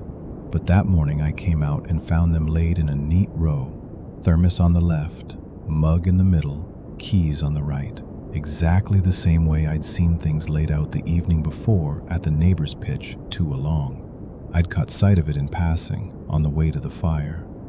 I didn't get the chance to ask anyone about it. Someone from the circle got there first, came over with a laugh, nodded at my table, and said it looked like everyone had picked up the same habit of lining things up neatly and suggested we photograph the whole circle for the group chat so there'd be something to laugh about come winter. And everyone agreed readily, everyone but me, it seemed, though out loud I laughed along with the rest of them, and someone called out straight away to pass the kettle on, and the conversation drifted elsewhere. Closer to the end of the week, a towel turned up on the line by my door, hung dead center, pinned by one corner. I usually just hang mine however it lands, as long as it doesn't fall. And exactly the same way, pinned by one corner, dead center, a towel was hanging at the van across the way. I noticed it in the evening when I went for water, and it stuck in my mind, and in the morning, I found the very same at my own door. I took it down and hung it again my own way, but by the next morning, it was hanging dead center once more. And when I mentioned it over breakfast, in passing, not making much of it, someone in the circle laughed and said the same thing had been happening to them for days, and that it was probably just the wind smoothing everything out so neatly. What else could it be? Here I'm interrupted again. Someone points out there'd hardly been any wind those days, and I agree, there really hadn't been, and carry on. On one of the last evenings I went out to the fire in my slippers and, coming back, left them by the door. And in the morning, I saw them standing exactly the same way the flip-flops had stood the evening before at the van next door. Toes pointing out, side by side, pressed close together. Though I usually just kick mine off however they land, one on its side, the other upside down. I didn't mention it to anyone at the time, just took a quiet photo for myself and put my phone away. Here I'm interrupted again. Someone remembers that very evening, they'd been walking past and had seen me photographing my slippers by the door. And everyone laughs that it really did happen then and wasn't just my imagination. And I nod, it did. It really did. And by then, enough small things had piled up over the week that I'd grown tired of being surprised by each new one. And the whole circle had come to treat these little coincidences as just part of the rally by that point. Like the songs round the fire, or the jokes about the generator that dies out every evening. On the second-to-last morning, I woke before the rest and went out to the fire alone. And I saw the neighbor, the very one who'd had that same woven mat, step out of his van with a curtain in his hands, his own, green-striped, the only one like it in the whole circle. He'd hung it there on that very first evening. And instead of putting it away inside, he walks over to the window and hangs it up again. Only now the curtain is pale, small checked, exactly the same as mine. Exactly the same as everyone else's in the circle by that point. And he does it calmly, matter-of-factly, as though it had been planned that way from the very start. And when he notices me watching, he just nods at me, the way you'd nod at a neighbor over the fence, and goes off to build up the fire. And after that, I decide the slippers, the mat, and the towel can stay as they are, and I stop counting them. We left on the Sunday. I packed up quicker than the others, and on the way home, at the first big services, I took down that same small checked curtain and threw it in the bin by the petrol station, just so I wouldn't have to keep carrying around something I'd grown thoroughly tired of looking at all week. Here I'm interrupted again. Someone asks why bother throwing it out at all if nothing dreadful had actually happened, and I answer honestly that I don't know myself. It just felt like the right thing to do at the time, and I can't put it into words any better now than I could then. And someone at the table nods, as if something similar had happened to them with some object of their own, though they don't say out loud which. A month later, I went into an ordinary shop for something else entirely, with no thought at all of the rally or the curtain, and saw one just like it on the shelf. Pale, small checked, exactly the size I needed for my window, and I bought it myself, with no ulterior motive whatsoever, simply because it fitted and was cheaper than the others on the same shelf. And it's been hanging ever since. This very one, I point to it as I tell the story, and half the circle here tonight, under this same awning, nods along. because they've got exactly the same one hanging too. Someone names the shop where they bought theirs. Someone else argues it was a different shop, and someone laughs again and says we probably really do all buy from the same place. And I pass the kettle on and don't argue.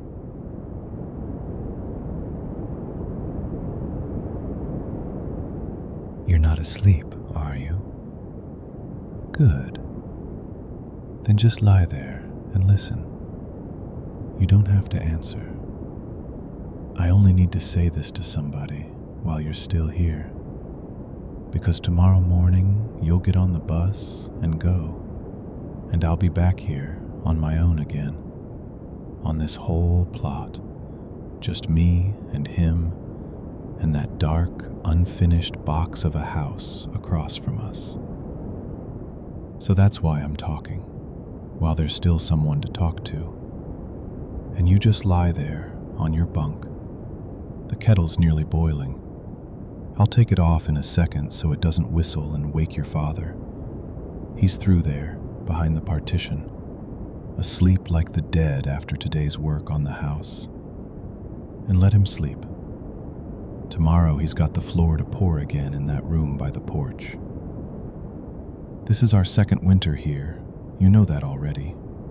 Ever since that autumn when they poured the foundation and got the walls up halfway, and then never managed the roof before the snow came. The house stands right there, dark, no windows in it, and we're here, in the motorhome, and we've got everything for living in it. You can see for yourself. That little stove there, it heats well enough after a fashion. The water canisters under the bench, water out of those. The extension lead running from the pole all the way across the plot. I laid that one out myself back in November, before the ground had properly hardened, and you couldn't lay it out now, of course. It's all frozen solid. This folding table, one chair between two of us, narrow bunks.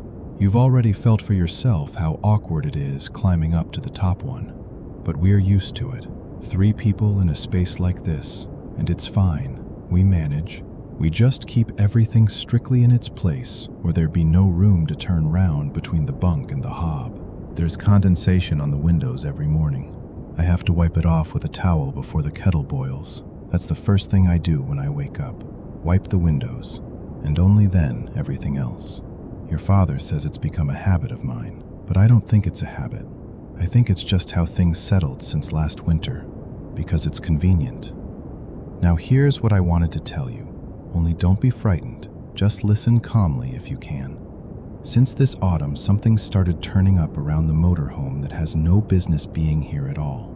At first, I didn't even pay it any mind. I thought it must have blown in from somewhere, but under the wheels, right on the bare frozen ground, where there's hardly been any snow yet, and the grass has long since died back and gone flat, there's dry pine needles lying there, as if we weren't parked on our own plot in December, but somewhere in a pine forest in summer. One of the places we used to park this same motorhome years ago, when we still took it on holiday, remember, 3 summers running. I swept it up once with a broom, carefully, into the dustpan, and by the next morning, it's lying there again, right under the wheels, as if nobody had ever touched it at all. Then it was something else. On the step, the fold-down one that comes out when you open the door, there was sand. River sand. Fine, with little flecks of mica in it, the kind you get on a riverbank. Not out here in the Moscow countryside in December. And I stood looking at it a long time before I wiped it away with a cloth. And a few days after that, wet gravel turned up on the doorstep. Coarse, gray, exactly like the gravel at that campsite by the river where you and I stayed the night 3 summers ago. Remember? The one where the midges bit everyone except me? And this gravel was wet, though we hadn't had rain here for a week, and it had a thin crust of ice forming round the edges, as if it had just been carried straight over from that campsite on the sole of somebody's boots. And once, right before New Year, I saw a mosquito on the inside of the glass, a live one, sitting perfectly still in the corner, and it was -12 outside that evening, and I stood and looked at it for a long time, because there was simply nowhere for it to have come from. Nothing like that is happening to your father. Don't think that. I don't even hold that thought myself. He's healthy, calm, out on the site every day from first light to dark, laying brick, hauling boards, joking with me over supper, same as always, eating well, sleeping soundly. You can hear for yourself how evenly he breathes through there behind the partition. Only there's one thing I have noticed. He's stopped opening the motorhome from the roadside, from the side where the gate used to be. Now he always goes round the other way, through the beds, even when that's 20 extra steps in the cold and the dark, and I never asked him why. And somewhere along the way, without really deciding to, I started going round the same side he does too.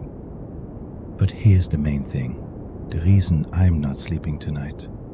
And I want to tell you why you're lying there next to me and can still hear it. At night, once all three of us have settled onto our bunks and it's dark in the motorhome, suddenly you hear the door of our own vehicle slammed from outside. Once, quickly, for real, hard enough that the whole body of it gives a little shudder from the blow. And this, while we're always locked from the inside, and your father's breathing steady beside me, asleep, and none of us has gone out that door at that hour, and none of us could have. The first time it happened was right on morning, around 5 o'clock. I even checked my phone, that's how I remember the exact time. And I lay there a long while after, listening to the quiet outside the window. But there was nothing else that night, only that one slam. And that was all. Auntie Valia, our neighbor 2 plots over, met me the other day at the standpipe, where we fetch water in winter before the pipe freezes solid. And she mentioned in passing, without properly stopping, that she'd seen someone one night walking up to our motorhome, walking round it, and just standing there beside it a while, and then going off into the dark toward the tree line behind our fence. And that was the end of our conversation. She went off with her buckets about her business, and I stood there with her words at the standpipe, because I myself have never once seen anyone by the motorhome. I've only heard the sound, always with one ear, always half through sleep, never wide awake. The second time it came, not toward morning, but around 1 in the night. I timed that one by my phone too, because after talking to Auntie Valia, I'd started listening on purpose, lying there and waiting for it, and it came earlier than before. The same sound, short, for real. The door slammed once, and everything went quiet straight after, as if it had been carefully pulled shut and someone had stepped away. And the third time, only the day before yesterday, it was still light out, if it's ever properly light here at this time of year, around 6 in the evening, when the neighbors still had their windows lit, and somebody was firing up a banya, and the whole plot smelled of wood smoke. I was just clearing the table after supper, and outside the door slammed again, the same sound, unmistakable, and your father at that very moment was standing right in front of me, by the stove, taking his boots off after the sight, and the sound came from the motorhome itself, outside, from the side where we're the only ones parked on the whole plot. It struck me then that maybe it isn't our unfinished house standing there next to the motorhome at all. Maybe it's the motorhome itself that's still standing. Somewhere else, on one of those summer camping spots we used to leave it parked overnight all those years. And that place is slowly dragging itself here after it, closer and closer, as if it never quite let the motorhome go, and now it's trying to take it back a little at a time, one pine needle, one handful of sand at a time. You'll go tomorrow, and I'll stay on here until spring. And by spring, I already know, they'll finally finish the house, close in the roof, put in the windows, and we'll move in. into the warmth, an ordinary family, like people, like you in your own flat, with real walls and a real door that never slams by itself. But we won't sell the motorhome, and we won't leave it standing there beside us either. Your father's already decided. He'll drive it out to a paid car park outside town, well away from the plot, somewhere with nothing but tarmac and a fence right round it. And we'll pay for that space for however many years it takes. He's already decided in his own mind it'll be 4 years running now. Nobody there will look it over. Nobody will drive it anywhere. It'll just stand there, locked among all the other people's motorhomes just like it. And I know that every month he'll pay that bill first, before any of the other bills, before the electric, before the water, straight out of his wages, without putting it off, as if it's the most important thing left for him to do that month.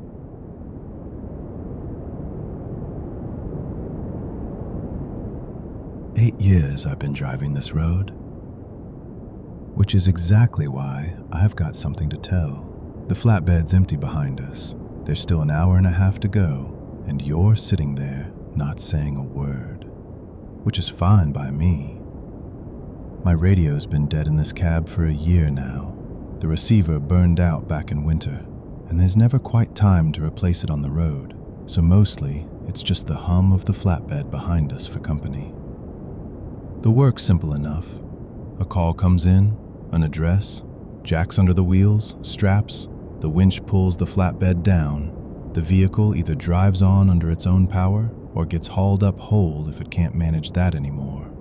An hour and a half, unless there's a storm or the traffic's solid all the way. And the payment's usually through insurance. Sometimes the owner pays with a card himself. The only difference is in the paperwork.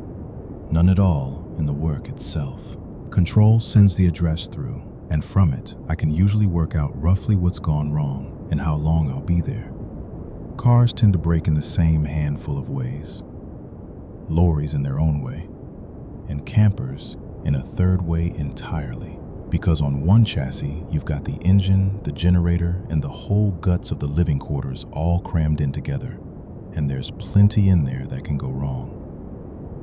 In 8 years, I've probably seen everything that can break down on the road, on its own, without anyone's help. And I can explain almost all of it straight away, over the phone, before I've even arrived and had a proper look myself. Except for one client. The man with the white camper. I won't call him anything else, though by now I know his voice, and how he pays, and roughly what time of night he calls. And with him, there's the same strangeness every single time.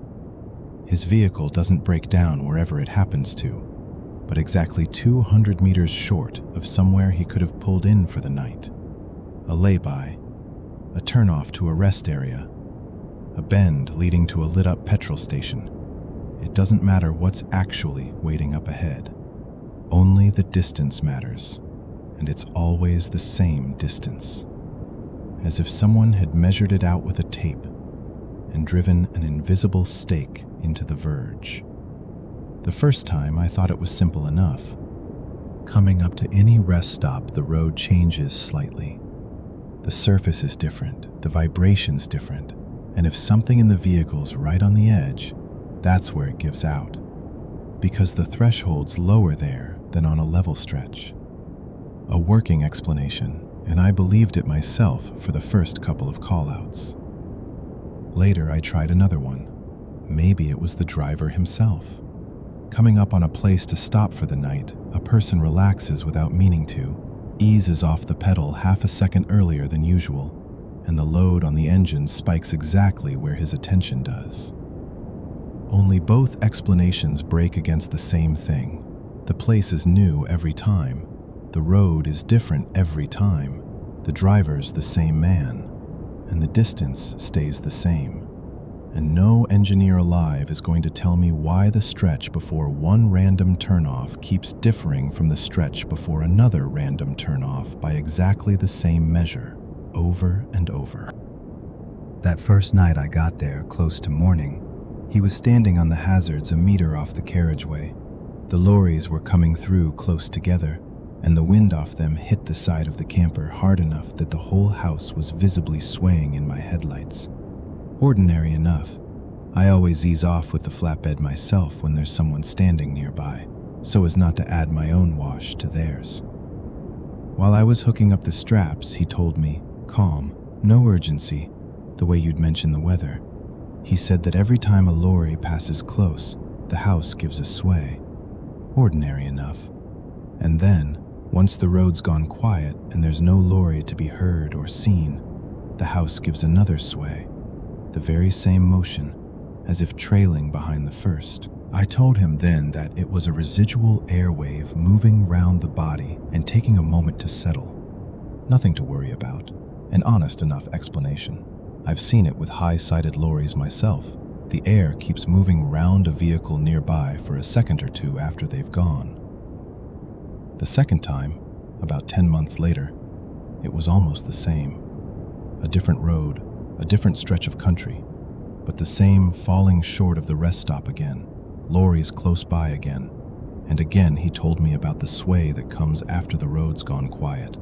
Only this time he added that he'd felt it more precisely than before, as if the weight inside had shifted to one side and come back again, while the sway barely touched the shell of the vehicle itself. That time I offered a different explanation about the shocks, which can sometimes release a moment late, especially once the leaf springs have softened. A working explanation too, an honest one too. I said as much to him and believed it myself for a good while after we'd talked. The third time he told it to me in more detail. He'd waited on purpose, he said, stood by the window and listened. A lorry went past. There was a sway, ordinary enough. And then, a minute or two later, once the road stood empty and there wasn't a light to be seen even in the distance, there came another sway. The same motion, for no reason he could put into words. That time I didn't bother inventing a new explanation. I just put it down to the wind, which sometimes moves about on its own even without any lorries. And that, on the whole, isn't frightening either. I've watched the wind on an open verge do whatever it likes to whatever's standing there for a good few years now. By the fourth time, his account had grown even more precise, as if he'd started watching it more closely than a man who simply wants to get somewhere ought to. He said, the second sway arrives with a delay of exactly the same length as the real one, as though the house genuinely waits for the lorry to pull well away before it gives that sway on its own, with no lorry left outside to cause it. And once, and this is the call-out I remember better than any of the others, because it was exactly the outcome I'd been waiting for. He rang and told me the second sway hadn't come at all, not once the whole night. However many lorries went by, the house had stood dead still, planted like a post. And it was that stillness that frightened him more than anything that had happened before. He said straight out that he'd rather have the sway the way it always came than sit through that stillness after every lorry that passed, as if something inside had decided that night to hold itself back and give no sway at all. That morning, once I'd arrived, the first thing I did was walk the whole camper round, shine the torch under the chassis, check the shocks by hand, one after another, looking for anything I could pin the word fault onto, seeing as he'd insisted so firmly on that stillness. I found nothing. The suspension was just suspension, no stiffer than usual, no softer either, not a single crack, not a drop of oil leaking anywhere, and so I simply took his word for it, the way I take everyone's word for it, because in 8 years, I've never once caught a client making something up out of nothing, and he wasn't pushing me to believe him either. He only told it as it was, in the same level voice as always. I've been listening to things like this for 8 years now, and I stopped arguing long ago with people who tell them in a calm voice, no shaking in it, not because I believe them, but because there's no point arguing with a client on the verge at 4 in the morning. He needs the tow truck, And honestly, at that hour, my opinion on physics is the last thing on his mind. So I nod. I write down the address. I drive. I hook up. I haul. And I tell him the same thing I tell everyone. It's not far to the garage. They'll sort it by lunchtime. Nothing serious has happened. The vehicle's fine. You're fine. And the rest is just mechanics. Sooner or later, they'll find the cause and give it a name. Now he calls me ahead of time, before anything's even broken down. Tells me where he'll be stopping that night, at which kilometer mark, by which turnoff, and I write the date and the place in my notebook as routine as a scheduled service, with nothing marked urgent. I charge him the ordinary rate, no call-out premium, because what's urgent about it when I already know in advance where I'm going and when I'll be there? So this is exactly that kind of call-out I'm on right now. Don't go thinking I'm just driving you along the road for something to do. He rang 3 days ago, named the verge by the 27th kilometer mark. I worked in extra time in case of a jam by the bridge, and here I am now, turning off, slowing right down, easing the flatbed in along the shoulder so I'm not blocking the lorries. I fold out the ramp, lower the winch, wave to let him know I'm ready. He drives the camper out under its own power, careful, practiced, as if it isn't the first time, because it really isn't. I run the front wheels up onto the flatbed, fasten the straps in a cross, check the tension by hand, twice, out of habit, and then I nod at him to come and sit beside me, and we set off down the same road, past that very same lay-by he never quite reached, as always, exactly 200 meters short.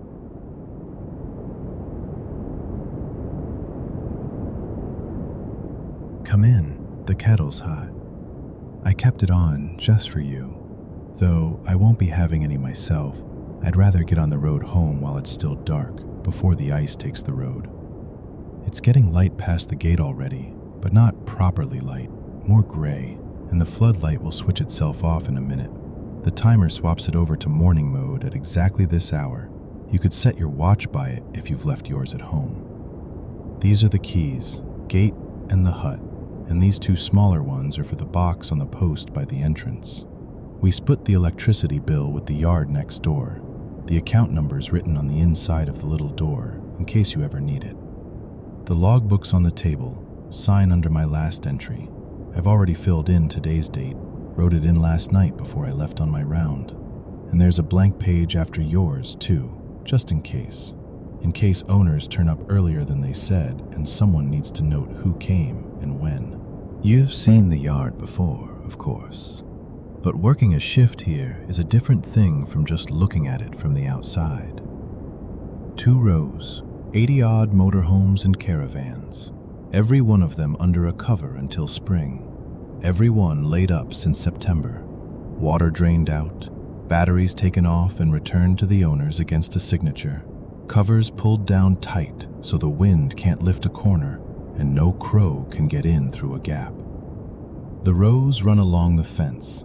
The gravel between them was leveled back in summer, but by November it turns soft again anyway, and in the mornings, like right now, the puddles between the wheels catch a thin skin of ice that crunches under your boot, and by midday it's soft again, round and round like that until the real cold sets in. November's a quiet month for us. Mud and puddles frozen over from the night, hardly any work at all. Just the 2 rounds a night and a line in the logbook if an owner comes for a tool out of their own home. That happens maybe once a week, not more. They ring ahead, I open the gate for them and stand by until they're gone. Have a look out the window while the light's still gray and not white yet. There's the near row, and further along by the fence, it's harder to see. The floodlight barely reaches that far, and you'll see the second row over on the right, past the gap where the gravel's wider, so it's easier to back the vans in. All our covers are the same, gray, heavy canvas, ties running under the wheels, so from a distance, every home looks like every other one. You can only tell them apart by the number on the plate by the front wheels, and I've left you a list with the numbers and the owner's surnames in the folder on the shelf. It's the one on top. For the round, I walk along each row with a torch, run the beam along the side of each one, and move on. That's the whole job, and I've never once in all these years looked inside a single one of them. Never lifted a cover, not even when I badly wanted to see what was really underneath. That's how it settled from the very first shift, and it's never changed since. Walk up, shine the light, touch the side through the fabric from the outside if you want to be sure everything's standing as it should, and move on to the next home along the row. That first winter, I noticed something. One home in the row turns up warm every single night. You rest a hand on it through the cover and feel warmth, the kind you'd get off an engine that's just come off the road. Even though the battery's off, the water's drained, and there's nothing left in there to hold heat for 3 months running.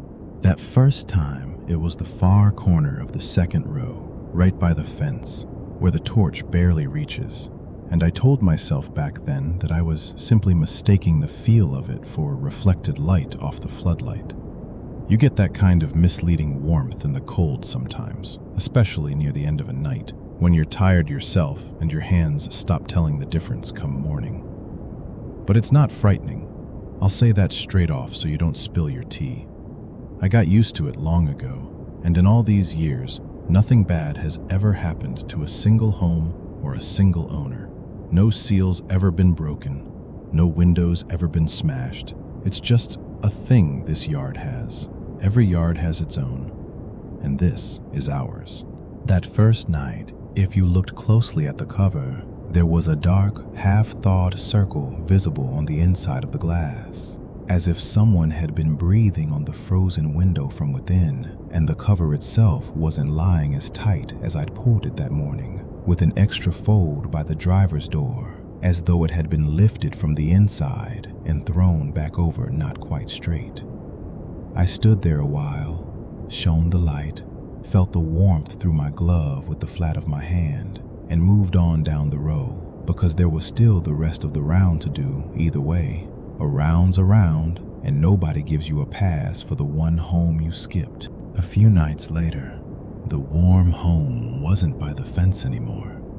It was somewhere in the middle of the second row, closer to us, with the same half-thawed circle on the inside of the glass, the same extra fold in the cover by the door, and I just ran the beam along the side again and moved on, noting to myself that the distance had grown shorter and the warmth was exactly the same to the touch, not a degree more or less, as though whatever was warming it in there did the same job by the fence as it did closer to the hut. I remember thinking then that it might all shift back to the fence eventually, back to where it was the first time, and that it was worth just waiting it out. But through that whole winter, it never once went back, only ever closer to us, night after night, without a single step in the other direction. You might ask me the same thing the way I asked it back then, and someone asked me the same thing before you did. The man before you, a couple of weeks into the job, came up on his own, no prompting from me, and said, "Does it ever happen that the warm home ends up close to the hut?" I hadn't even had a chance to tell him anything yet. He'd touched the side of one himself on his own round, in the first row, nearer the gate, and come to ask whether he'd imagined it. He hadn't imagined it. I told him that then, and I'll tell you the same thing now, before you even ask. The warm home really does end up closer to the hut, row by row, and the warmth stays exactly the same, only the distance gets shorter. And last month, the warm one turned out to be 2 spaces from our own door. I was standing almost on the step at the time, shining the torch an arm's length from the threshold and feeling the same steady warmth through the cover that I'd felt that very first time by the fence. and the half-thawed circle on the glass was exactly the same shape, as though under all the different covers, the same something is breathing on the glass. Only the home is a new one every time. But it's not frightening. I'll say it again, because I can see you sitting there, working out whether you even want to take this job on. And nothing bad has ever happened here, not once in all these years. Everything stands exactly as it always has. It's only that one home is warm every night, that's all. And by morning it's cold again like the rest. And to look at it, there's nothing to tell it apart from its neighbors. You'll probably ask me too, sooner or later, why I've taken to putting the new homes, the ones owners bring in for storage, one space apart now, instead of packed in tight the way we used to do it. I told the yard owners it makes it easier to back in when it's dark, and there's less scraping of the sides while parking, and they believed me, even though it means we lose a fair number of spaces on the yard, and with them a fair bit of the rent money. And it's true there have been fewer scratches to complain about, so upstairs nobody argues much about it. I never gave the real reason to the owners or to the manager, and I won't give it to you now either. Even though I think I've told you everything else I know, from all these years of rounds. It's simply that I feel easier in myself when there's a gap between the homes. That's the whole of it. And I don't take it on myself to explain any further than that. Right, that's me off. The car's waiting down by the gate already, and you've got your first round tonight. The torch is in the corner behind the door. I changed the batteries yesterday. They should see you through for a good while. Don't forget the logbook. The date's already filled in. You just sign under your own first entry. You'll see everything from the hut window, both rows laid out in front of you. Just don't switch the light off before it's time. The timer will sort out when the floodlight goes off on its own. And until then, let it burn. It's easier for both of us. For you and for me, while I make my way to the gate. The gravel's frozen a little now. Mind your step. By the gap between the rows, there's a puddle there that never dried out from last night, just a skin of ice over the top of it, and underneath the same mud as in autumn. I'll leave the gate on the latch, and you'll lock it up properly yourself once it gets dark. And don't forget to note it in the folder if any of the owners ring about spring. From April, we start clearing the yard bit by bit. The homes drive off one after another, and it'll be easier then, of course. Shorter rows, quicker rounds. But that's still a way off. Winter's only just starting, and it's the two of us walking both rows every night for a good few months yet.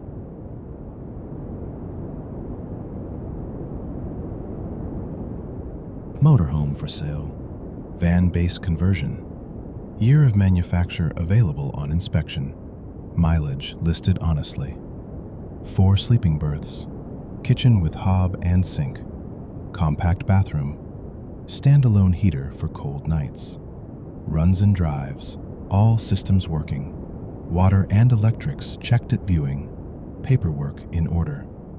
Asking $320,000. Negotiable in person, not over the phone. Viewings on weekends, parked at the yard on the edge of town. Coordinates sent by message. I keep the vehicle at a paid storage yard for motorhomes and trailers, not on my own drive. It lives there now until it sells. Simpler that way. No hauling it across town for every viewing. No taking up space by the garage.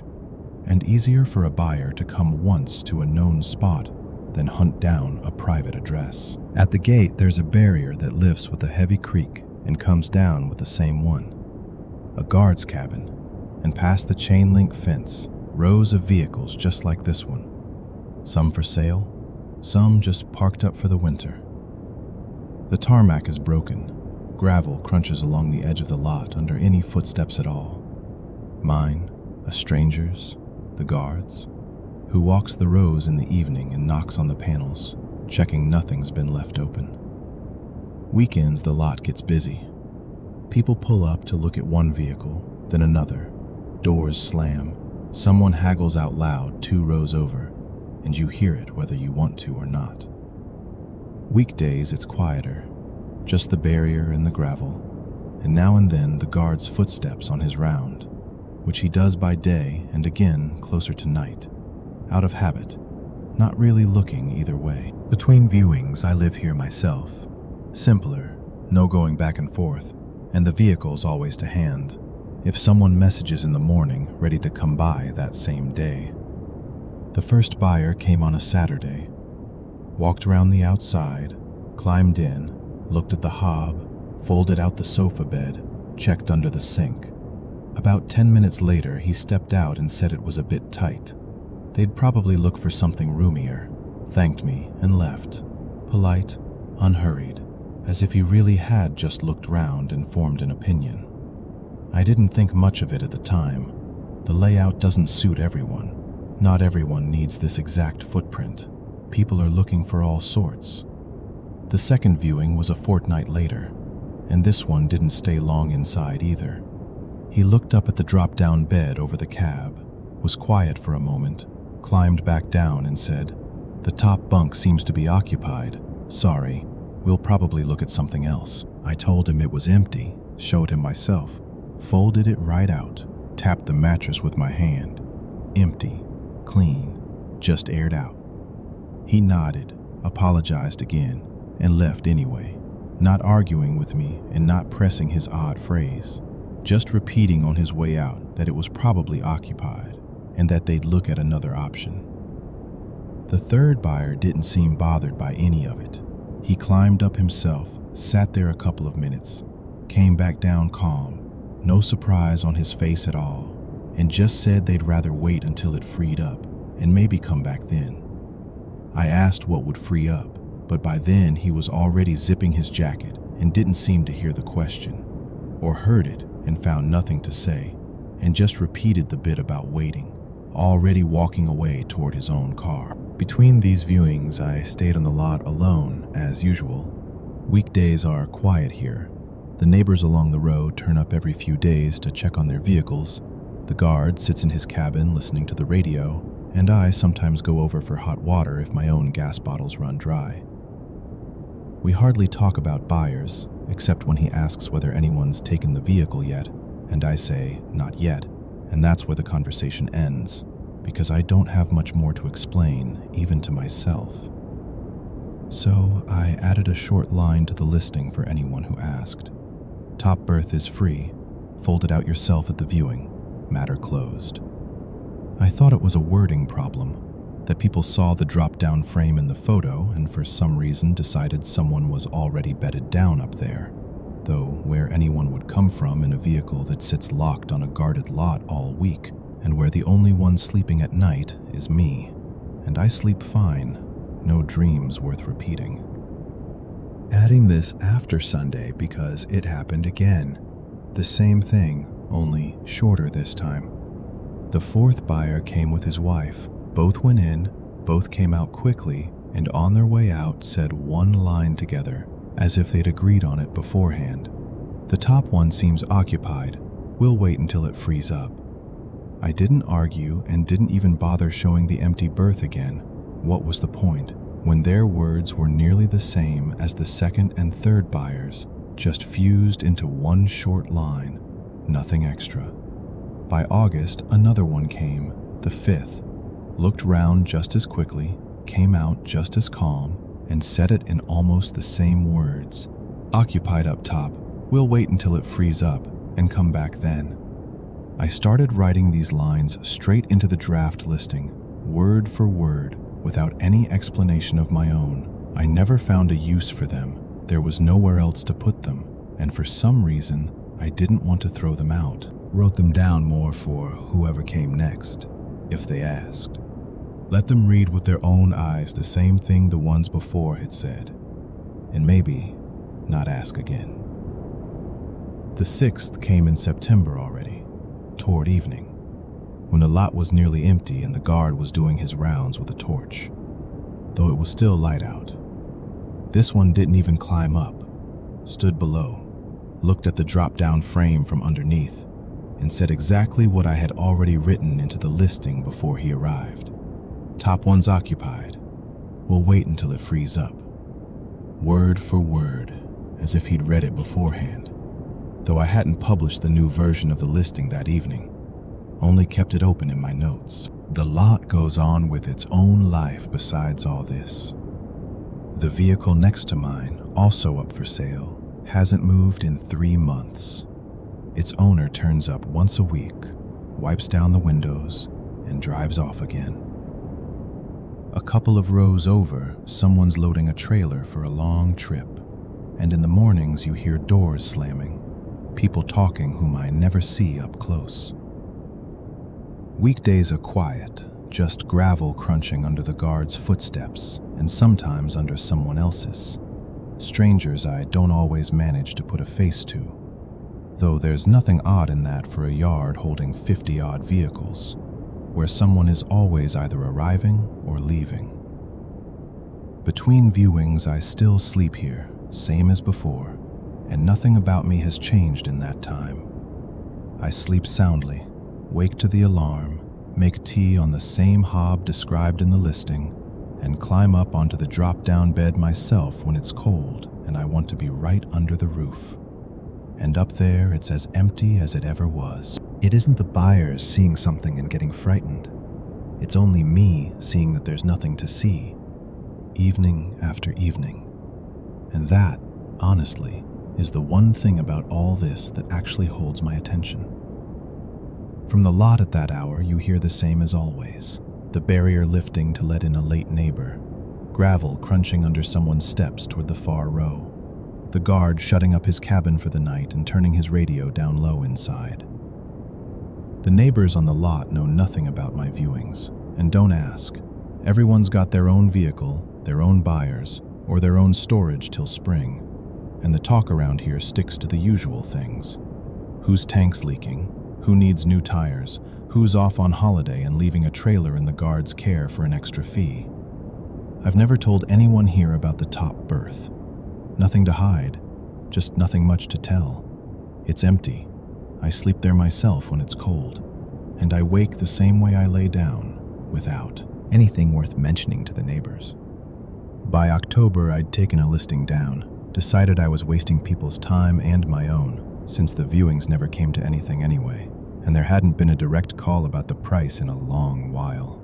But the draft stayed open, and I keep going back into it in the evenings. Not for buyers anymore, just out of a habit left over from summer. Rereading the lines, sometimes fixing something in the description, taking out or adding a word, as if I'm still preparing the text for the next viewing I no longer arrange. The latest edit looks almost like the first one. The same van, the same kitchen, the same bathroom, the same top berth, free if anyone asks. Only the line about the price at the bottom is different. I've dropped it again. A round number, no explanation offered, and written in the new figure, 240,000, right where the first price used to stand. Crossed out now, but not deleted altogether.